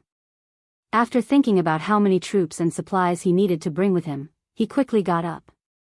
Since he was going to leave, he had to talk to the madam. Over the years, they had always been apart more than together. Speaking of which, he owed them too much. No, he had already thought about it. When everything was on the right track, he would take the madam to walk around and accompany them. In the bedroom of the madam, Princess Huyen, Yang Qindong dismissed everyone. Even Yang Bo went out to play with the maids, leaving only Yang Qindong and Huyen cuddling together. Huyen had just been found to be pregnant. It was the time for her to stay still and not move. At this moment, she was half lying in Yang Qindong's arms with a face full of happiness. "I'm sorry." After a long silence, Yang Qindong finally spoke. "Dong Shui, are you leaving again?" After just one sentence, Huyan's expression changed and her body trembled. But she quickly hid all her panic. Ever since she married Yang Qindong, she knew that her man was a man who could do great things. He must not be restrained by his love life. Towards Yang Chendong, the 8 madams each had their own way of addressing him. For example, the 2nd Madam Xiao Yin was used to calling him young master, the 5th Madam Tuoya was used to calling him war god, the 6th Madam Wan Xiaoyu liked to call him big brother, the 8th Madam Junko was willing to call him king, and the other madams called him husband. Hu Yan had always called him Dong Shui. The nickname Dong Shui was given to Yang Chendong when he first showed his talent in biming. At that time, he was famous for his talent and won Hu Yan's heart. Yes, there are some things that have to be done. It's just that I'm really worried about leaving you guys behind. Yang Chendong didn't deny it. He was really worried. This time was different from the past. 7 out of the 8 madams were pregnant. How could a father be at ease? Don't worry, everything in the palace has been handed over to Qiao Yin. With Tai Qingyi, the head of the palace's guards, there won't be any problems. Dong Shui, just do what you think you should do. This concubine will wait for your return in the palace. Although she was very reluctant, Hu Yan still spoke in such a magnanimous manner. This was the overall situation in the eyes of a woman. All right. Yang Chendong clearly knew that Hu Yan was comforting him. He couldn't help but use a bit of strength in his hands and hug the other party tighter. Yang Chendong was about to leave. Before he left, he quietly stayed with the madams for a while. He also called Xiao Yin and Tai Qingyi over and instructed them to absolutely ensure the safety of the palace. He also called Yang Wu over in front of the 2 of them and left an order. Without special circumstances, no one was allowed to enter the palace and disturb the madams. He believed that Yang Wu would know what to do after receiving the order. It was just 3 days, and it passed very quickly. On the morning of the 4th day, the Navy's warship was already waiting at the harbor. Yu Qian, Leng Song, and the rest of the army's higher-ups came to send them off. Mr. Yu, you have to take care of your body. Leave the small matters to the subordinates. You only need to decide on the big matters and grasp the direction. Yang Chendong held Yu Qian's hand and repeatedly reminded him. The reason why Yang Chendong was able to expand his territory outside was precisely because the headquarters had someone as big as Yu Qian to stabilize the situation. Otherwise, how could he be at ease at the front? Yes, Your Majesty, please rest assured. This subject understands. Yu Qian said with an excited expression. This time, with Yang Chendong's return, the relationship between the 2 of them was clearly closer than before. Both of their political ideals gradually walked together, and there was no longer any gap between them. This could be seen from the way Yu Qian addressed Yang Chendong. Yang Chendong finally left and boarded the Navy's speedboat that had just entered service. From this boat out of Crimson City, it arrived at the port of Sea City in the 3 eastern provinces. Its speed was more than 2/3 faster than before. Beginning City. Tiger's Mane, Yumian, and Yangtze closed the door once again and discussed the problem of the Far Eastern region. Ever since the last telegram requesting for help, there had been no news from there for a long time. They could only receive some auxiliary and unimportant news from the Security Bureau and the CIA. Fortunately, there was no news about Governor Chenbo's arrest. Presumably, there must be a problem with the radio station in Governor Chen's hands. Otherwise, it wouldn't have taken so long to contact us. Now, it seems that we need to send someone to find him and restore contact. Yang Si was the first to speak. He was also the only one among the 3 who supported sending troops to the Far Eastern region. As a servant of the Yang family, the person Yang Si admired the most was Yang Chendong. In his eyes, as long as it was the young master's decision, it was the right thing to do. As long as it was the young master's decision, it was definitely the right thing to do. Since the young master was the one who decided to establish the Far Eastern region and invested so much, if something happened there, it must be saved and rebuilt. Saving people was a must. This was also what Tiger's Mane and Yumian wanted. However, if it wasn't to rebuild it, the 2 of them had some opinions. Seeing that Yang Si proposed to send people again, Tiger's Mane sighed and said, "We will definitely send people, but how many people to send and what kind of goal we want to achieve, we still need to discuss this matter properly. That's right. It's not difficult to save Governor Qin, but if we want to establish a foothold there again, I'm afraid that we won't be able to do it with too few troops. However, considering the difficulty of transporting supplies, if we send too many troops, the logistical pressure will be great. It's really difficult. Yu Mian also spoke. He spoke from the perspective of a city lord and from an economic point of view. Tiger's Mane was the new army commander, so his focus was more on military matters. He was particular about using the least amount of troops to obtain the greatest benefits. Just from this point alone, there was no need to fight for the Far Eastern region. Yu Mian was the same. From an economic point of view, investment and income were not proportional, so there was no point in rebuilding the Far Eastern region.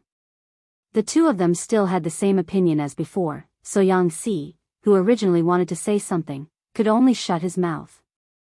Alright, since that's the case, I'll send a report to the young master and ask the young master to make a decision. Yang Si didn't have any intention of fighting for it. He didn't want this matter to affect his relationship with Tiger's Mane and Yu Mian.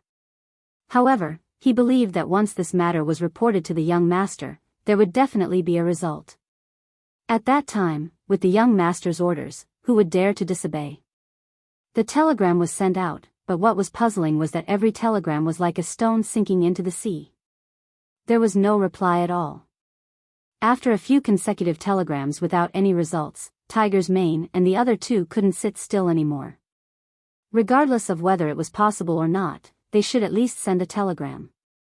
What did they mean by not asking? Without a definite answer, Tiger's Mane and the other two couldn't help but feel flustered. Did this mean that the sixth young master was dissatisfied? We can't wait any longer. We have to confirm the number of troops to send out. Tiger's Mane once again called the three of them together and said this. It was almost April. The road leading to the Far Eastern region had already been opened, and the snow was dissipating every day. It was time to attack. How many people should we send? How much logistical support do we need? Can we win in a single battle? Should we bring Governor Chen and the others back, or rebuild the Far Eastern region? How much financial resources and population do we need? Commander Tiger, please give me an accurate number so that I can prepare. As soon as Tiger's Mane opened his mouth, Yu Mian's questions were thrown out one after another, causing him to choke and his expression to become more and more unsightly. Previously, Tiger's Mane and Yu Mian had the same opinion. However, now that he hadn't received Yang Qindong's order, Tiger's Mane was a little uncertain. He couldn't stand the pressure and wanted to make a move. Yu Mian was a little unhappy. He threw out these questions with the intention of letting the other party wake up. As the city governor of the first city and the leader of the local area, Yu Mian wasn't wrong to say this. He always had to estimate the gains and losses. He couldn't make a decision on a whim. If that was the case, once there was a loss, it might shake the foundation of the first city and ruin the good situation. Tiger's Mane stopped talking and looked at Yang Si for help. Yang Si turned a blind eye to this. He knew very well what kind of person Yu Mian was. Sometimes, he would even dare to argue with the young master over a problem. He didn't think that he could make Yu Mian retreat with just his face. That person has to be sent. Tiger's Mane, who didn't get a response, pulled a long face and looked at Yu Mian. When he spoke, he was already a little weak. We have to send someone. No matter what, the Far Eastern region is a part of Xianxia. The brothers there are our brothers. However, what I mean is that we just have to save the people. As for the Far Eastern region, it's better to give it up first. When our first city is completely strong in the future, we can think of a way to station troops there. Yu Mian finally said what he meant. Xianxia had indeed developed rapidly over the years. Countless new things had appeared and they had made a lot of money. However, at the same time, the military expenditure was also very large. Every time they occupied a new place, a lot of money and manpower would be invested in the construction there. For this reason, it wasn't that there weren't other voices. In fact, those who made this sound didn't even account for the number of people. Some people thought that Xianxia was already big enough. What they needed to do now was to stabilize everything. After the territory was consolidated, it wouldn't be too late to send troops to expand. It would just be a few years later. However, this method was stable and there wouldn't be any problems.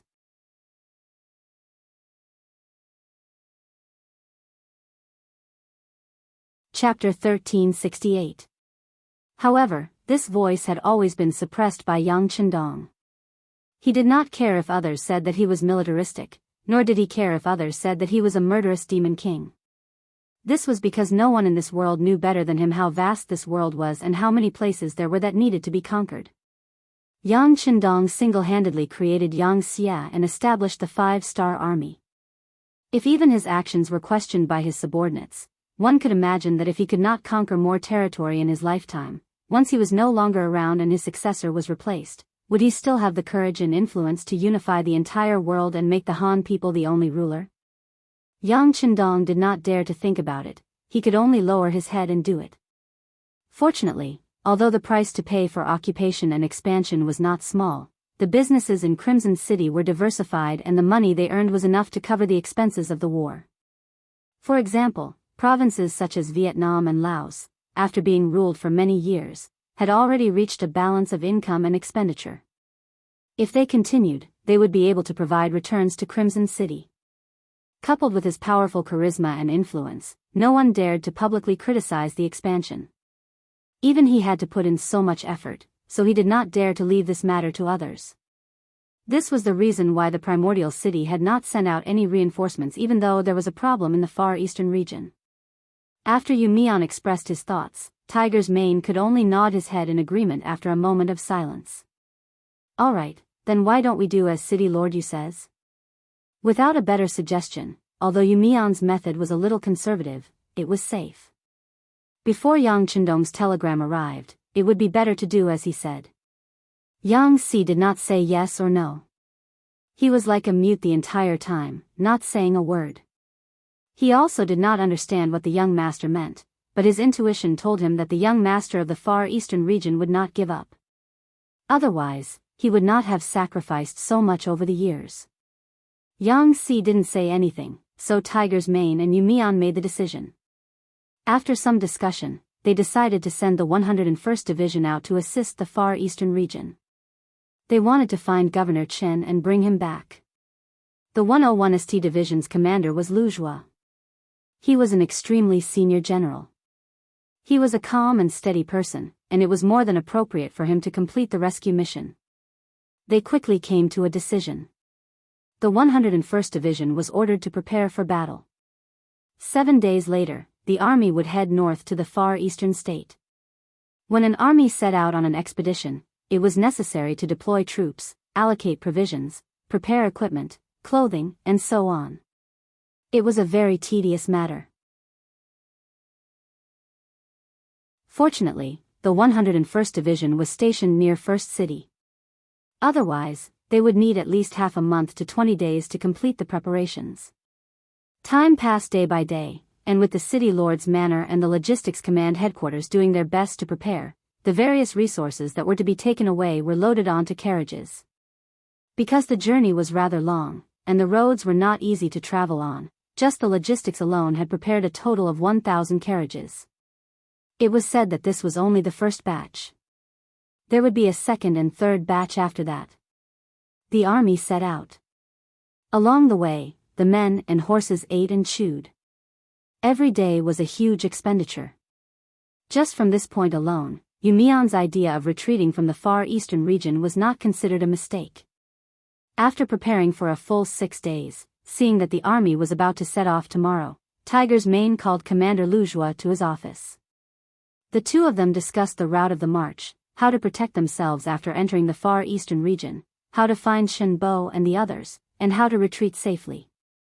Just as the two of them were discussing enthusiastically, the office door was suddenly pushed open from the outside. Tiger's Mane, who was listening to Commander Lu Zhua's opinion, showed a displeased expression. Pushing the door open without permission was a sign of impoliteness. When he wanted to reprimand them, he could only suppress his dissatisfaction when he saw that it was Yang Si. Tiger's mane still wanted to say something, but before he could speak, Yang Si spoke first. Tiger's mane, Commander Lu, there's no need to discuss further. The young master is here. Huh? What? Hearing that there was no need to discuss further, Tiger's mane was stunned. When he heard that the young master was here, his mind suddenly went blank. His first thought was that he had heard wrongly. Wasn't the sixth young master in the revered city? He had already heard that 7 out of the 8 madams were pregnant. It had to be said that the young master was indeed proficient in both literature and martial arts. He was actually so powerful in this aspect. Because of this, everyone thought that the young master should be in the palace of the revered city to accompany the madams. Who would have thought that he would suddenly appear in the origin city? That's right, the young master is here. Commander Chiu V of the Vanguard Black Cavalry has already entered the city. Let's go out and welcome him. When Yang Si said this, he was also somewhat in disbelief. However, when he saw Chiu V, all his disbelief disappeared. As the commander of the 1st Battalion of the Black Cavalry, wherever he appeared often meant that the young master would appear there. This was an indisputable fact. Hearing that even Chiu V had appeared, how could Tiger's mane not believe it? He quickly put away the map of the Far Eastern region and walked out of the office while tidying up his military uniform. At the same time, his expression was very unpleasant. At this time, the young master had arrived in the origin city. This could only mean one thing. The young master was dissatisfied with their work. As the young master's most trusted person, he felt that his face had lost all light, and even felt a burning pain. With a gloomy face, Tiger's mane did not care about discussing the war with Lu Zhua.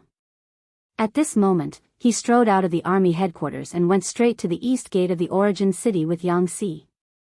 On the way, they met Yu Mian, who was also worried and had an unpleasant expression. However, this time, the 3 of them did not even want to exchange pleasantries. They just nodded to each other and strode forward.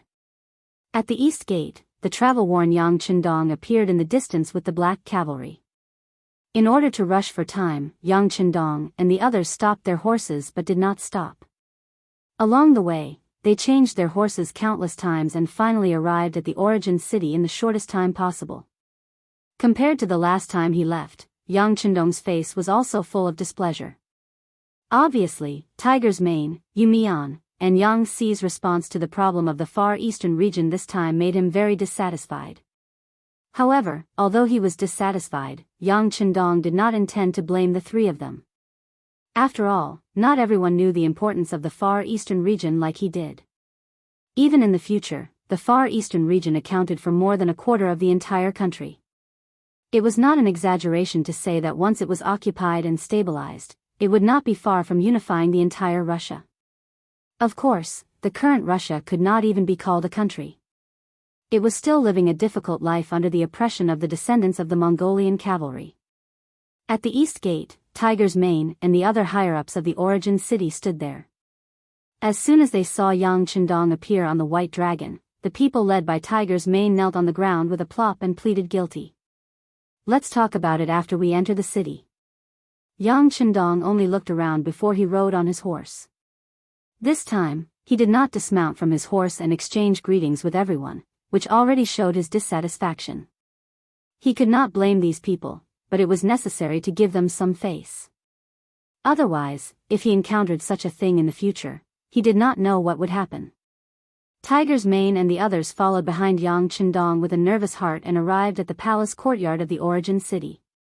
When the high-ranking and middle-ranking people were rejected outside the palace and only Tiger's mane and the other 2 were left, they once again knelt on the ground with a plop. Beta Persei had already found a chair for Yang Qindong to sit down and then stood aside. This time, Beta Persei was also very angry. The young master had requested the development of the Far Eastern region. He had also invested a lot of manpower and material resources and stationed an army there. When something happened there, the origin city was the closest. They should have sent reinforcements as soon as possible. Why did it take so long? No matter what reason they had, it was clear that they did not believe in the young master. Based on this point, Beta Persei had no intention of pleading for Tiger's Mane and the others. As the one who had followed Yang Chendong for the longest time, Beta Persei knew better than anyone else how powerful the sixth master was. Although his mind was also full of doubts about some things, it was undeniable that the young master's strength had completely conquered him. Even if the young master brought him and the two of them to rush into the Great Ming Palace, he would not be full of doubts like others. Instead, he would carry out his orders without blinking. Beta Persei's ability to execute and obey orders was something that Yang Chendong admired very much. Moreover, this person was also smart. He knew what could be said and what could not be asked. This was the main reason why Yang Chendong was willing to keep him by his side. Yang Chendong had no intention of letting the three of them get up. He sat there and listened to their reports. This was especially true for the Northern Ming dynasty. When Yang Chendong left, he had already laid the foundation for everything. The defeat of Bai Ming's 400,000 troops had greatly damaged Bai Ming's arrogant momentum. In the end, they had to give in and sent Shi Heng to discuss reconciliation with Yu Mian. 1 million Han people had been sent over, and Gao Yu and the others were also sent back to Bai Ming's imperial court. Naturally, it was impossible for the soldiers who had surrendered to be returned. With people and a sufficient population, many things would be easier to do. The land around the origin city was once again reclaimed in large amounts. A large number of potatoes and corn were planted. It could be imagined that the origin city would be self-sufficient in terms of food in the future. His Majesty personally reported the matter, but there was no joy on his face.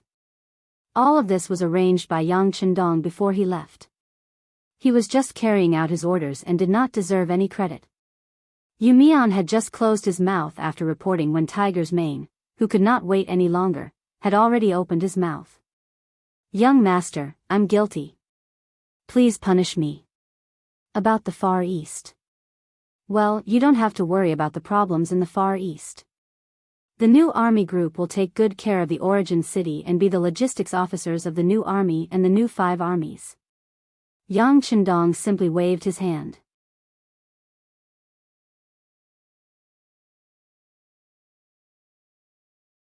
Chapter 1369. Young Master, our new. Knowing that Yang Chendong was displeased, Tiger's Mane still wanted to continue to fight for it. However, Yang Chendong spoke again. "This time, the young master will personally lead the troops, so you don't have to ask for instructions. By the way, this trip will use a lot of manpower.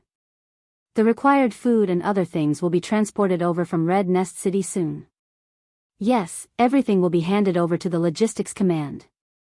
As soon as he spoke, he only mentioned Yang Xi's name and even excluded Yu Mian. Immediately, Yu Mian's expression became very ugly. Yu Mian was not as simple as Yu Qian's son. If that was the case, Yang Chendong would not have given him such an important task. At most, he would have spent more money to find a comfortable position for him to stay. But he didn't. Instead, he placed such an important burden on him. Just this point alone was enough to prove his ability. However, having ability did not mean that he was completely open-minded. At least, when it came to dealing with the matters in the Far Eastern region, he did not do very well. His thinking was too conservative.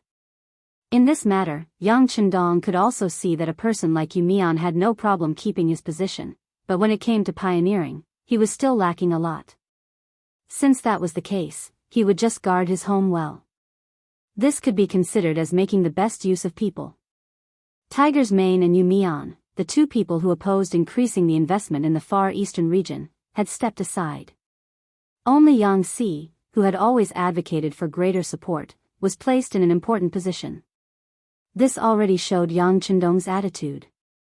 By the way, this time, the new Second Army will also be transferred to the front line of the Far Eastern region. The 2 cities that they are guarding, Shaojing and Jingzhou, will belong to the new First Army's line of defense in the future. The 2 of you must guard them well. Yang Chendong seemed to have thought of something and added this sentence. After that, he turned around and left. They had not rested along the way, so they had to have a good sleep first. After Yang Chendong left, Yang Si also had a lot of things to do and went to the logistics command to make arrangements. Only Tiger's Mane and Yumian were left behind. Needless to say, Tiger's Mane's performance this time had disappointed the young master. He regretted it 1,000 times. If he knew that the young master valued the Far Eastern region so much, he would not care whether the effort and the reward was proportional. He would have ordered the troops to send support long ago. Now, not only himself, even the new Second Army's army, this time, even the new Second Army was thrown to the side. This made him feel very uncomfortable. However, Yumian, he did not have to admit. After all, we mains, he's mains not, he's, unconvinced to the young masters, he, to the tiger, and to the mane, he and mane. The Far Eastern region is too far away from us, and it's too barren. The more support we send there, the greater the losses will be. I'll talk to the 6th young master about this matter now. I want to dissuade him. As he spoke, Yumian strode in the direction Yang Chendong left. Tiger's Mane shuddered and followed closely. He also wanted to see if Yumian could persuade the young master. If that was the case, it would at least prove that their decision this time was not wrong. Yang Chendong had just returned to the palace of the first city to wash his face. Just as he was about to go to the bedroom to have a comfortable sleep, Beta Persei came to report that Yumian wanted to see him. No, the young master is tired. Yang Chendong waved his hand. Of course, he knew what Yumian was going to say. He really did not want to argue with him now. It was not scary for a person to make a mistake. What was scary was not realizing one's mistake at all. However, seeing that his father was Yu Qian, he did not have the intention to argue with him. Young master, you'd better meet him. Governor Yu is kneeling outside the door. He said that if you don't meet him, he will kneel there until he dies. Beta Persei scratched his head and said with a headache. This Yumian is really pedantic. After Yang Chendong heard this, he knew that he would not be able to sleep. He knew that the imperial censors of the great Ming dynasty were very powerful. Some of them were not even afraid of death in order to help the emperor. On the contrary, some people were proud of it. Even if the emperor ordered them to be killed, they were still excited that they could be written in the history books. Yang Chendong could not understand this at all. If this was not lunacy, then what was? However, he had not experienced it in all these years, so he thought that it was just a legend. Now, there was finally one. Sigh. After a sigh, Yang Chendong knew that he had to meet this person. Let him in. Yang Chendong had no choice but to tidy up his clothes and said helplessly. Young master, Tiger Man is also kneeling outside. Look. Beta Persei reminded carefully. Come in, come in. 1 was to raise, 2 was also to let go. Yang Chendong decided to meet them and see what they had to say. Beta Persei walked out after receiving the order. After a while, Yumian and Tiger Man walked into the hall. When they saw Yang Chendong, they knelt together. There's no need to kneel. If you have something to say, just stand up. Yang Chendong kindly dissuaded them. No, this time I must speak while kneeling. Yumian was like a stubborn donkey that would not turn back until it hit a wall. He raised his head and straightened his neck. Okay. If you want to kneel, then kneel. Yang Chendong looked at Yumian, who looked like he would die if he did not kneel. He was too lazy to care. As long as the other party was happy, he could do whatever he wanted. Finally, he could kneel on the ground. Yumian looked quite happy. He first straightened his body and then said, King, it was my idea not to send troops to support the Far Eastern region. It has nothing to do with Commander Tiger. This subject believes that the Far Eastern province is too far away. Moreover, half of the year is cold. There is no future for development in such a cold place. It is not worth investing too much in that place. Now that you have decided on the grasslands, you said that there are many mines near the beginning city. Now, what we need to do is to stabilize the situation here, appease the people here, and open up grain fields and mines. We will win step by step. When we are strong enough, it will not be too late to think of a way to go north. King, it has always been a taboo for military personnel to go on an expedition.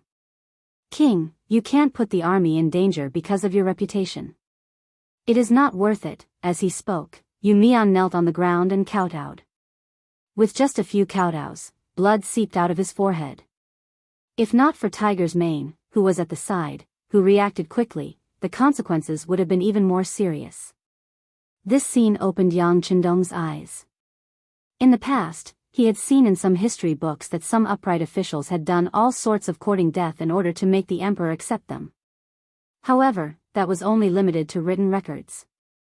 In this life, he had become Bugnam of Gojoseon, but none of his subordinates had done so. He had attributed everything to his own wisdom. Because he was wise, his subordinates would not oppose his ideas. But now, Yu Mian's actions had let him know that even if he thought that something was right, others would not necessarily think that way. He sighed in his heart. Do you think that what is right must be right? Of course, Yang Qindong would not say such words out loud. It would hurt the hearts of his subjects, and it was not something a ruler would do. What he wanted to do now was not to reprimand, but to reason. Using reason to convince the other party was using virtue to convince them. Ahem, Yu Mian, you said that the Far Eastern Prefecture is a bitter and cold place. Then let me ask you, wasn't the beginning city a bitter and cold place in the past? When we first invested in building the city here, who would have thought that this place would have such a day? Since the beginning city can create miracles, why can't the Far Eastern Prefecture? It's different, it's different. Yu Mian raised his head and said rather firmly, after all, the beginning city is only at the edge of the grassland. Whether it is by land or by water, it can be considered convenient. Moreover, this place has an extremely important military role. It is worth investing a little more here. Then who can say that the Far Eastern Prefecture has no important military geographical role? Who knows if the Far Eastern Prefecture will be as prosperous as the beginning city one day, or even surpass this place? Yang Qindong, who was familiar with the history of the future, knew very well that what he said was correct because the later generations had used their actions to prove all of this. Yu Mian did not know about this. He just thought that Yang Qindong did all of this for the sake of his reputation. In his opinion, Bugnam of Gojoseon already knew that investing so much manpower and material resources in the Far Eastern Prefecture was a losing deal. It was just that he cared about his reputation and could not admit it. Now, he still had to continue to invest more manpower and financial resources in the Far Eastern Prefecture. This was simply going further and further down the wrong path. As a person who was put in an important position and was also a person who had received kindness, Yu Mian had to stand up and speak properly. Although the king's reputation was important, he could not make mistakes again and again just because of his reputation and lose so many people and money. Although Yang Qindong's words were true, it was a pity that Yu Mian, who thought that he had seen through everything, did not think so. Seeing that Yang Qindong was still talking about how good the Far Eastern Prefecture was, Yu Mian's face showed disbelief. This scene was seen by Yang Qindong. He knew that Yu Mian did not believe his judgment of the Far Eastern Prefecture at all. Since that was the case, no matter how much he explained, it was useless. He could only use practical actions to slap his face. Alright, since City Lord Yu does not believe it, why don't we make a bet? Bet? This subject does not gamble. Yu Mian shook his head and said with disdain. Your mother. Yang Qindong almost cursed out. In the face of such a stubborn subject like Yu Mian, he really didn't know what to say. He was even more certain in his heart that he had to put on an act this time and succeed. Otherwise, with this victory, he was afraid that in the future, he would not only have Yu Mian under his command, but also Wang Mian and Li Mian. At that time, it would be even more difficult to do anything. This would also be a huge blow to his authority, which was something he absolutely did not want to see. No, this time, you have to bet even if you don't want to bet. Within 3 years, if the Far Eastern Prefecture is not self-sufficient and cannot prove its important military geographical position, then it will be considered as this king's loss. In the future, if you have any suggestions, this king will listen carefully and can even give priority to your opinion. But if everything is proven after 3 years, then it will be your loss. At that time, when this king makes any decision, you cannot obstruct or interfere. How about it?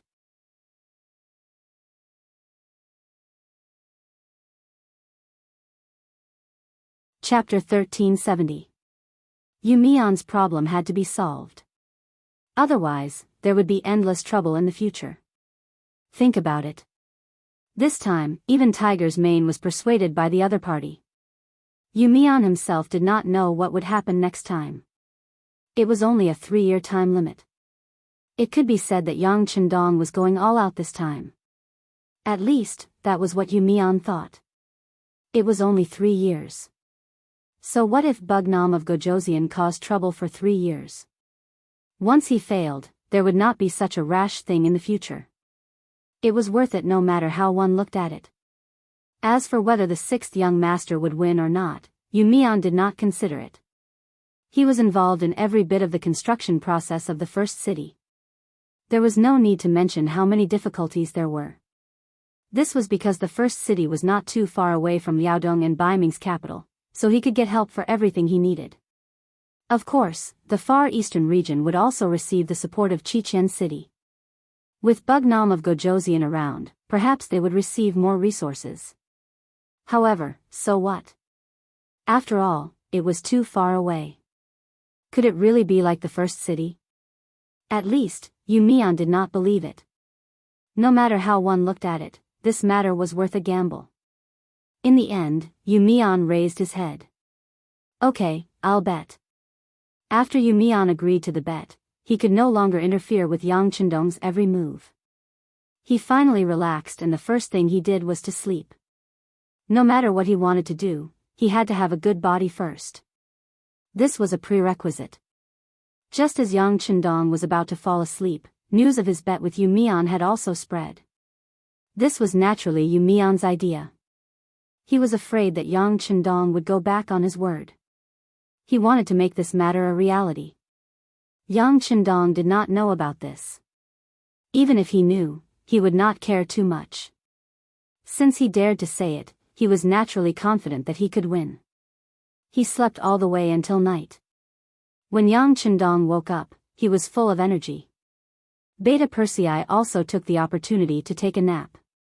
When he saw that Yang Chendong had woken up, he carried a basin of water into the room. While his master was washing his face, he said, "Young master, Commander Tianhu, Commander Sherbei, and Commander Dai Qua are all here. All right, summon them into the palace to discuss matters." Yang Chendong put down the towel in his hand, a confident smile on his face. After obtaining Yang Chendong's permission, the world's #1 cavalry division completed the task of expanding the army in a few months. This was all thanks to Baiming's Liaodong cavalry. In the battle with them, they had captured more than 40,000 people. Most of them had been educated and became glorious soldiers in the world's #1 cavalry army. After the expansion, the world's #1 cavalry army's combat strength had also increased exponentially. With more than 40,000 soldiers, they would not be afraid even if they faced enemies several times their number. Needless to say, they were already humiliated by the fake surrender. They were eager to change themselves through a big battle. They naturally responded to Yang Chendong's summons this time. From the commander to the soldiers, they were all full of fighting spirit. Dai Qua was originally a member of the Far Eastern Army. This time, he was transferred by Yang Chendong. He wanted to take advantage of the other party's familiarity with the situation to enter the Far Eastern region. With the help of this division, they would be able to achieve twice the result with half the effort. When the three saw Yang Chendong in the main hall, they all excitedly saluted. Just from their appearance, they should have made sufficient preparations. Very good.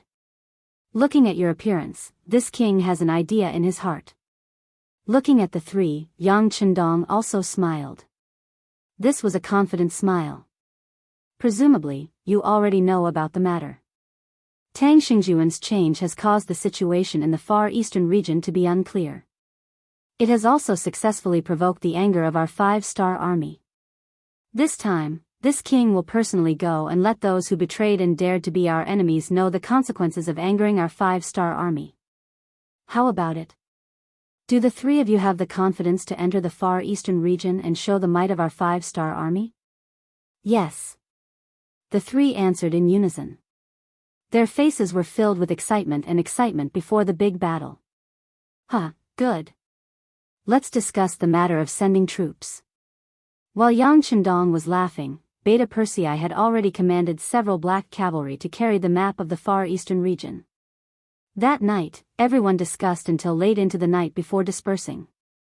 With the provisions prepared by the new army group for the 101st Division, Yang Chendong only rested in the first city for 2 days. Then, he personally led the 2,000 Black Cavalry, a regiment under Division Commander Daoist, and the 1st Division of the 1st Heaven Cavalry Army to the north as the vanguard.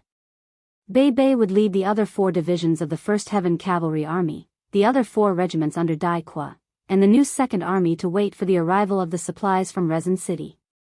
This time, Yang Chendong obviously put in a lot of capital. It was said that there were dozens of large ships and 2,000 carriages of supplies transported from Resin City alone. Besides, Yang Chendong also went straight to the north after leaving the first city. He walked along the road that was previously used to transport supplies. The road from the first city to the Far Eastern region was indeed not short, but the road was not that difficult to walk. On the contrary, they had been repairing the road. They even put in a lot of effort to lay railway tracks for some distance, so the speed of the army's progress was not slow. They walked 250 miles on the first day. This was naturally related to the fact that the vanguard army was lightly armed. However, if they did not have the foundation that they had previously laid, they would not be able to reach this speed. Only 3 days later, the vanguard army led by Yang Chendong personally entered the Chita region. They could already see the shadow of Yablonov Mountain from afar. At this time, the Far Eastern region was like a natural unpolished jade. It had not been exploited or damaged. Looking from afar, the tall mountains and forests were covered in a layer of light green. It was the appearance of the beginning of spring. Due to the climate, the winter in the Far Eastern region came much later than in the Great Ming Dynasty. Along the way, some places where the sun did not shine could still see a small amount of snow. Just based on this, one could feel the helplessness of the bitter cold.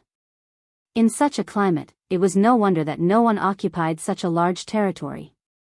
However, all of this would change with the arrival of Yang Chendong.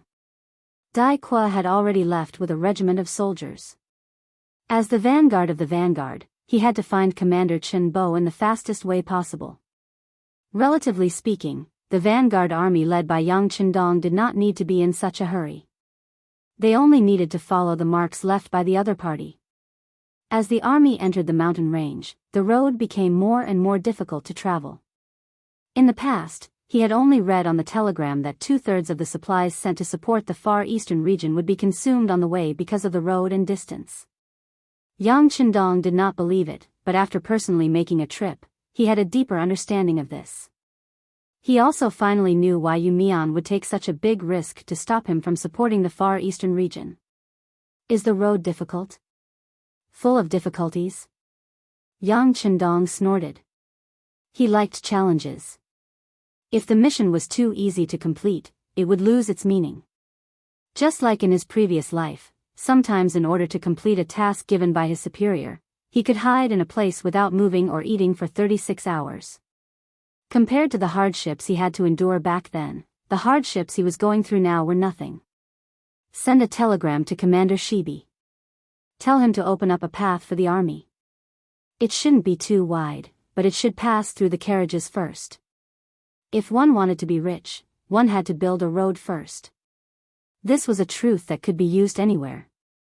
The biggest obstacle preventing the development of the Far Eastern region was the transportation. If this problem could not be solved, then everything else was useless. After talking about the path, the vanguard army continued forward. After passing Yablonov Mountain, they saw the Stanov Mountain range. After a few days, they saw the Arden River. At this point, the scouts in the vanguard finally sent news that they had seen signs of human habitation. Beside the Arden River, the water plants had already developed from light green to dark green. It was also close to the water source. This kind of place was often the favorite environment of herders. It was reasonable to see humans in this kind of place. There weren't many people on the other side, at most 100 or so. When Yang Qindong led the vanguard to the riverside, the originally busy herdsmen panicked. The screams of women, the cries of children, and some young men had already rushed out of the tents with daggers in their hands, standing together at the outermost circle. Herders had their own rules. Once they encountered an unknown situation, the young men in the tribe would habitually protect the elderly, women, and children in the middle. This way, they could better protect the tribe in battle. Under normal circumstances, even if these young men were all killed, the elderly, women, and children would not be in any danger. They would only become the slaves of another tribe. It was the same everywhere. If one wanted to survive, they would always need a large number of people. Sometimes, the result of leading two tribes directly to war was just to snatch the population. Sometimes, a woman would be snatched more than a dozen times from her youth to her old age, so much so that she would forget who the first leader of the tribe was. The sudden appearance of the 5-star army, each riding a tall horse and holding a sharp saber in their hands, caused the young men of this small tribe to show fear and powerlessness. When one side's strength was thousands of times stronger than the other side, there was no need to fight this war. This also caused them to feel despair. "Army, stop advancing!"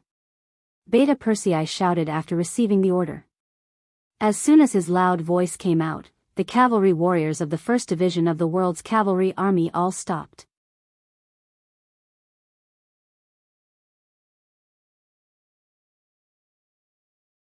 Chapter 1371. Army, set up camp here. It was still Beta Persei's loud voice that reverberated through the air. It was good to have Beta Persei. At least he didn't need to use a loudspeaker to pass down orders. The 5-star army cavalry stopped, and so did the black cavalry. Only Yang Qindong, Beta Persei, Tianhu, and Ba Dao Jiang rode their horses towards the herdsman's tent that was surrounded. The reason why it was called a tent and not a yurt was because these herdsmen were not of Mongolian descent. They were authentic Russian people with white skin. Among the crowd, other than Yang Qindong, it was the first time the other three had seen authentic Caucasians. They couldn't help but look at them curiously. However, Yang Qindong's expression was calm. He rode to the outermost periphery and looked at the 20 or so young men and asked, "Hello, can you speak Chinese?" Of course, this sentence was spoken in Russian. In his previous life, although Yang Qindong entered the military very early and didn't have the opportunity to further his studies in university, he was very familiar with the languages and cultures of various countries. This was what people meant when they said that reading 10,000 books was not as good as walking 10,000 miles. "Yes, we can speak." One of the young men, who was more than 8 feet tall, looked at Yang Qindong with some vigilance and answered. "Very good." Yang Qindong didn't want to speak in bird language. It would be great if the other party could speak Chinese. He smiled and nodded. "Then I'll have to trouble you to take me to see your patriarch." "Don't worry, I have no ill intentions." As he said this, Yang Qindong deliberately spread out his hands to show that he didn't have any weapons. He looked harmless and friendly. In fact, Yang Qindong really didn't have any intention of doing anything to these people. Unless they were hostile forces, otherwise, Yang Qindong would treat everyone he met here as his quasi-citizens. He could become a member of Yang Xia at any time. How could he do something that would harm his own strength? Yang Qindong spoke politely, but the young man knew that he had no other choice. Seeing that the other party had over 10,000 cavalrymen, they didn't even need to lift a finger to deal with the 20 of them. All they needed to do was to spit at them. However, they didn't take action immediately. Instead, they wanted to settle the problem peacefully. This was already giving them a lot of face. "Please." Knowing that he had no other choice, the young man nodded in the end. He then turned around and led Yang Qindong back to the tribe's tent. Yang Qindong's party still had 4 people, and they were moving forward at a moderate pace. Although there were only 4 of them, each of them was more powerful than the other. Even if there were 10 times more of them, they would not be afraid, not to mention that there were only 20 or so saber-wielding youngsters. It was only a tribe of about 100 people. Their territory was not large. After traveling for tens of meters, they arrived at a tent that seemed to be in good condition. Yang Qindong happily dismounted from his horse and looked at the unguarded tent. He asked, "Here?" "Yes." The young man just nodded and didn't make much of an introduction. Then he looked at Yang Qindong with his big eyes. Obviously, he was paying attention to his every move. Hee, Yang Qindong chuckled, thinking in his heart, is this a test of my courage? Does he need to get a group of executioners to throw cups as a signal? But I don't think a small tribe like this has such strength. Yang Qindong, who didn't want to be looked down upon, decided to enter the tent to take a look. Beta Persei wanted to rush in first to observe the environment, but he was stopped by him. The 5-star army suddenly appeared here, so it was impossible for the other party to set up an ambush. And even if there was, with his strength as a grandmaster, why would he be afraid? Under the slightly scrutinizing gaze of the white man, Yang Qindong casually lifted the curtain and walked in empty-handed. Just this boldness alone made the white man nod involuntarily. In his heart, his impression of Yang Qindong increased by a lot. He lifted the curtain and entered the tent. The first thing that caught his eye was a warm breath. With just a quick glance, Yang Qindong calculated that there were at least 30 people in the tent. Among them, women and children were the most, and the elderly were the least. Among them, the old man sitting in the middle of the tent stood out even more. Unlike the other people in the tent, when the other people's faces were filled with fear, the old man in the tent was calmly looking at Yang Qindong. Yang Qindong was also looking at the old man. He had a feeling that this old man must have a story. At least, he should have seen a lot of life and death situations. Otherwise, he wouldn't be so calm. Both sides were looking at each other, but no one spoke first. After about 10 breaths of time, Beta Persei finally couldn't help but shout outside the tent, "Young master, are you okay?" "I'm fine, go get some food and drink and send it in," Yang Qindong said without turning his head. Then he strode towards the old man and said with a smile on his face, "How should I address you, sir?" The old man had never seen such a calm and collected person entering the tent alone in his entire life. Unconsciously, he put away a short knife hidden in his sleeve and forced a smile on his face. "I'm Jurovsky, the chief of these people." "How should I address you, sir?" Yang Qindong could indeed be called a distinguished guest. Just the golden robe on his body was not ordinary. It was dazzling. So it's the chief of a tribe. Sorry for the disrespect. My name is Yang Qindong, and the people on the grassland also call me Tian Khan. Yang Qindong chuckled and strode to the old man's side. Then, he casually sat down cross-legged. The moment the heavenly Khan's name was mentioned, the expressions of everyone in the tent changed. Then, all sorts of fear and dread filled their faces once again. The name Tian Khan was now only used on the Mongols. As the Russians who had been ruled by the Mongols for more than 200 years, they both hated and feared them. It was not an exaggeration to say that many times, the words, "Mongols are here," could stop babies from crying. Yang Qindong saw everyone's reaction, and he wanted to explain something. However, before he could speak, the chief called Jurovsky spoke first. "Don't panic, don't panic. He's different from ordinary Mongols." The chief said this in Russian, so Yang Qindong naturally heard it clearly. He couldn't help but ask curiously, "Why am I different from other Mongols?" "You can understand Russian?"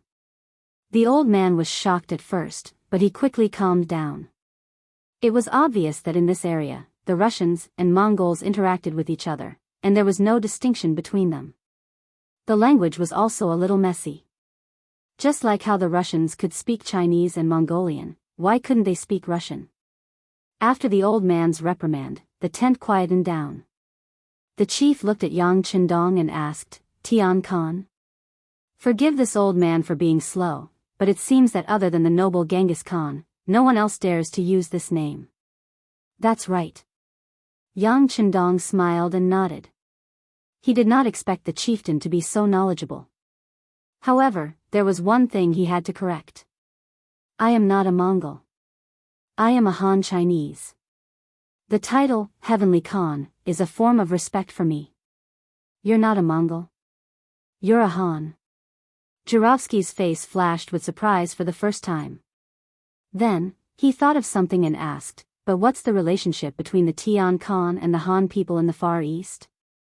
He didn't expect the old man to know about the Han people in the Far East. Yang Chendong was also interested. You know about them? That's right, we're together. When he heard Yang Chendong admit it, the chief's expression relaxed a little. He then said, I've been to the Far East before. I even moved stones there and helped build the city. I even received some wages. The Han people there are not bad. Wages? Not bad? Yang Chendong didn't understand this information. Since the old man had been to the Far East, why didn't he live there? This was much better than wandering around. With doubts in his heart, Yang Chendong asked, I didn't expect the chief to have help there. But what's your impression of the place? Impression? The chief seemed to recall and said, it's not bad. At least they don't discriminate against us Russians. We're paid well. Although it's not as much as the Han people, it's still not bad. The city is very grand, but they don't allow us to live there. It's a pity. They don't allow you to live there? It was the first time Yang Chendong heard about this. He couldn't help but tremble. Yes, they don't allow us to live there. They say we're not Han people. When Jurovsky said this, his expression became a little gloomy. Hearing this, Yang Chendong smiled bitterly in his heart. He had told Shen Bo that those who weren't of his race would have different intentions. However, it didn't mean that other people were not allowed to live in the city except for the Han people. Just like the beginning city, not all of the people living there were Han people. Many of them were from various Mongolian tribes. Even foreign merchants who came from afar were allowed to live in the city. As long as they could prove their identity and were not hostile or dangerous, they had the right to live in the city. The only difference was that they had to pay a higher price than the Han people. Yang Chendong knew why the Far East hadn't developed in the past few years. It must be because the policy was wrong. Speaking of Chen Bo, his ability to lead an army and fight a war was not bad. However, he was better at persuading people. Otherwise, he wouldn't have become one of the earliest political commissars in the Cold Front. It was a pity that he didn't have the experience of building a city, nor did he have the opportunity to learn. He just did it based on his own ideas. It was inevitable that he would take a lot of wrong paths. He also didn't know how to mobilize the people and how to rely on the people to build a base.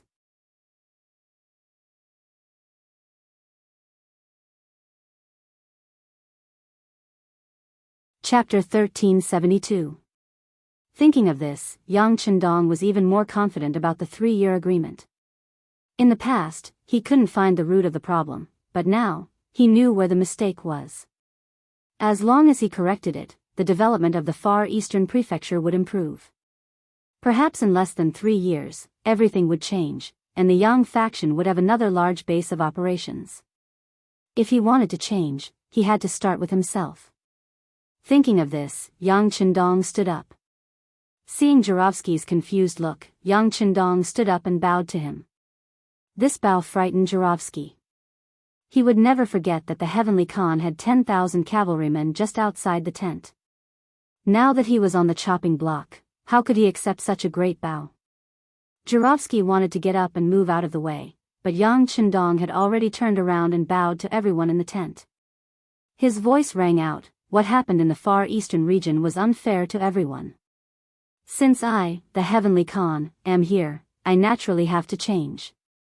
Like this, if you want to settle down in the Far Eastern region in the future, you can come at any time. I swear in the name of the Heavenly Khan that when that time comes, as long as you are willing, you can live in the city. No one will chase you away. The so-called relying on the people to establish a base. It referred to uniting more people to fight against the enemy. Of course, it was not only the Hans who would unite, but also the local natives, the nearby Russians, and the Mongols who were willing to turn over a new leaf. In fact, uniting more people meant uniting more people who were willing to stop fighting, willing to work for peace, and willing to work for a better future. As long as they were willing, regardless of race, skin color, or region, they would unite together. Only then could the Far Eastern region gain the strongest influence in the shortest time possible and establish a firm foothold. As for the problem of those who were not of the same race, that would be treated differently in the future. It would be fine as long as they did not give the foreign races more power and status. This did not mean that all the foreign races were enemies. If that was the case, there would be no need to talk about unifying the world. Furthermore, without the foreign races as a foil, how could the Hans show off their noble status? It was like returning home in glory. He had to let more people know about it.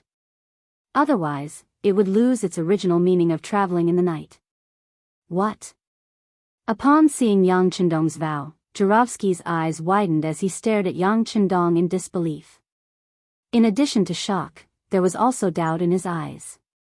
Yang Chendong looked like he was in his 30s, and because his martial realm had reached the Grandmaster realm, he looked even younger. Could such a young man really do what he said? Most importantly, he didn't have the final say. Yang Chendong seemed to have noticed the doubt in the other party's eyes.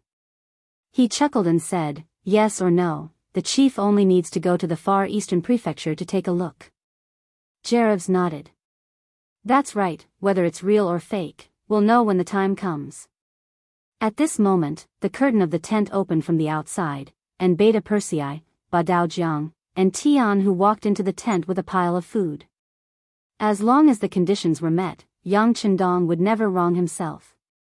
This time, not only did he bring military provisions like compressed biscuits, but he also brought instant noodles, ham sausages, various canned food, and cigarettes. As the three of them entered, all kinds of food were quickly piled up together. These beautifully packaged food were all things that Jurovsky and his people had never seen before. "Come, have a taste."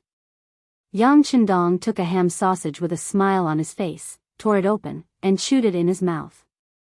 There were also some canned food, and after opening it, the aroma overflowed. Soon, the sound of people swallowing their saliva could be heard in the tent. The elderly and women could still restrain themselves as much as possible, but the children couldn't. Originally, because of the heavy snow, they ran out of food a long time ago.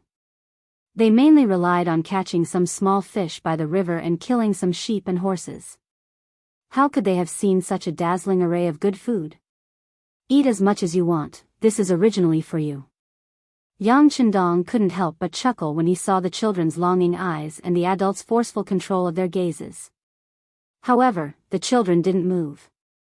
Although some of them were already drooling, they still controlled themselves and only looked at Chief Jurovsky. "Let's eat," Jurovsky said after a slight hesitation. Although he didn't know why the Heavenly Khan was so good to him, since the food was already in front of him, it would be a waste if he didn't eat it. Even if there was danger, he could die with a full stomach, right? After receiving permission, the children rushed towards the pile of food until their hands could no longer carry anything else. Then, they hurriedly returned to their mother's side. What followed was the sound of wolfing down the food. At this moment, even people who didn't have an appetite would feel hungry after seeing the children's performance. With food as a bridge, Yang Chendong quickly became friends with Jurovsky and the others. After 2 crude cigars were lit and placed in their mouths, Jurovsky no longer had any guard against Yang Chendong. Yang Chendong smiled. The first step was to remove their guard, and the second step was to strengthen their relationship. The next step was to integrate everyone and become one of them. Yang Chendong naturally had his own way of doing this. Simply put, it was nothing more than bait. Humans die for wealth, and birds die for food. After a person filled their stomach, the next thing to consider was how to obtain more wealth so that they wouldn't starve anymore. Yang Chendong, who was very clear about the hearts of these herdsmen, used his trump card, silver. When Yang Chendong explained to Jurovsky that in the future, people other than the Han people would be allowed to live in the Far Eastern region, and not only that, as long as they acknowledged and returned to the Far Eastern region, they would be able to obtain an identity certificate, be allocated farmland, have a job, and have their own house. Jurovsky's eyes lit up when he heard this. Because of the geographical climate, the Far Eastern region was indeed vast and sparsely populated. However, this didn't mean that there were no people here. It was just that the place was too big and there were too many people, so it didn't attract much attention. However, if one were to count carefully, the population here would be at least a few 100,000, or even more. There were countless mountains, forests, and lakes here. There were wild beasts in the mountains and fresh fish in the lakes. These were all things that could fill one's stomach. Compared to the grassland, which only had green grass, it was many times better. Thus, this place had always been very attractive. The reason why people didn't come here was because the winter was too cold and there was no guarantee of safety. However, if they had a place like the Far Eastern region, they would have their own house. Winter wouldn't be so cold, and there would be more guarantee of safety. Thus, how could such a place not be attractive? After hearing Yang Chendong's words, Jurovsky nodded solemnly. Thank you, Khan Tian. Don't worry, I will do my best to tell this good news to the other tribes. Yang Chendong was in a good mood after persuading Jurovsky without much effort. Then, he casually asked if anything special had happened in this place recently. This was just a casual question. Yang Chendong didn't think that Jurovsky would know anything. After all, they still didn't know that there was a mutiny in the Far Eastern region. Naturally, they wouldn't know too much about the outside world. What was unexpected was that this was just a casual question, but he actually managed to get some information out of it. Jurovsky actually said something strange. Heavenly Khan, it's not far from here by the Amuga River. Our tribesmen accidentally saw a group of Mongolian cavalry stationed there. Mongol cavalry? When he heard this, Yang Chendong's eyes lit up. He immediately asked, how many people? A few hundred. You can ask Nikolaev for the specifics. He was the one who saw it. After saying this, Jurovsky said something to a woman beside him. The woman nodded and left. Not long after, Nikolaev walked into the tent. Nikolaev was the leader of the young people who blocked the 5-star army. However, when he saw Yang Chendong this time, there was no longer any hostility in his eyes. Instead, there was only gratitude. He was oppressed and ruled by the Mongols since he was born. He lived like an ordinary person. Nikolaev's biggest wish was to be able to eat a full meal. Later, he slowly grew up, but this small wish was never fulfilled. After marrying and having children with his wife, who was also of the lower class, he placed this wish on his son. He only hoped that one day, his son would be able to eat a full meal. Then, even if he died, he would be able to close his eyes. Today, this wish was finally fulfilled. Just now, he saw his only son eat a lot of food until he couldn't eat anymore. When he was about to vomit, he cried. Ever since he was young, no matter what difficulties he encountered, even if he didn't eat for a few days, he had never cried. He still used all his strength to fight against fate.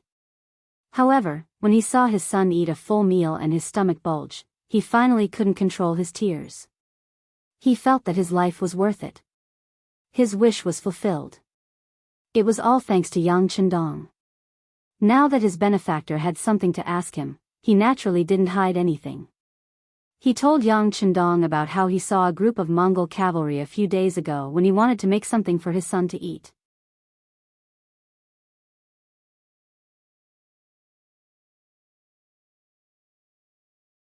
Chapter 1373. There are about 300 of them. Everyone is riding a horse and carrying a sword. They are like the Khan's soldiers. No. They are not as strong as the Khan's soldiers. Many of them look like they are emaciated and their clothes are old. As a poor man, Nikolaev was very attentive to details. After his description and Jurovsky's judgment, he finally determined that these people should be the Mongolian cavalry. Looking at their flags, they should belong to the Khan of Siberia's soldiers and should be in the reconnaissance category. This should be a group of Mongolian cavalry. Their mission was to be in charge of guarding the perimeter while keeping an eye on any suspicious targets. Once confirmed, they would call their friends and surround them. Phew. Yang Qindong let out a sigh of relief. With just this group of Mongolian cavalry, Yang Qindong could at least conclude that Qinbo and the others were fine. Otherwise, these cavalrymen under the Siberian Khan wouldn't be so careful and set the perimeter so far away. Are you willing to take us to find these Mongolian cavalry? Since he knew the whereabouts of the enemy, Yang Qindong naturally would not let it go so easily. His gaze fell on the young man Nikolaev and asked. Nikolaev's face was a little nervous, but his answer was still straightforward. Yes, I am willing to serve the Khan. He did not understand the 5-star army, nor did he understand Yang Qindong. Nikolaev did not know what the consequences would be if he refused. If he angered the Khan, he was afraid that a simple order would be enough to kill all of his people. Good. Come, take out some refined salt and sword for our friends. After Yang Qindong received a satisfactory answer, he laughed and waved his hand. Beta Persei turned around and left.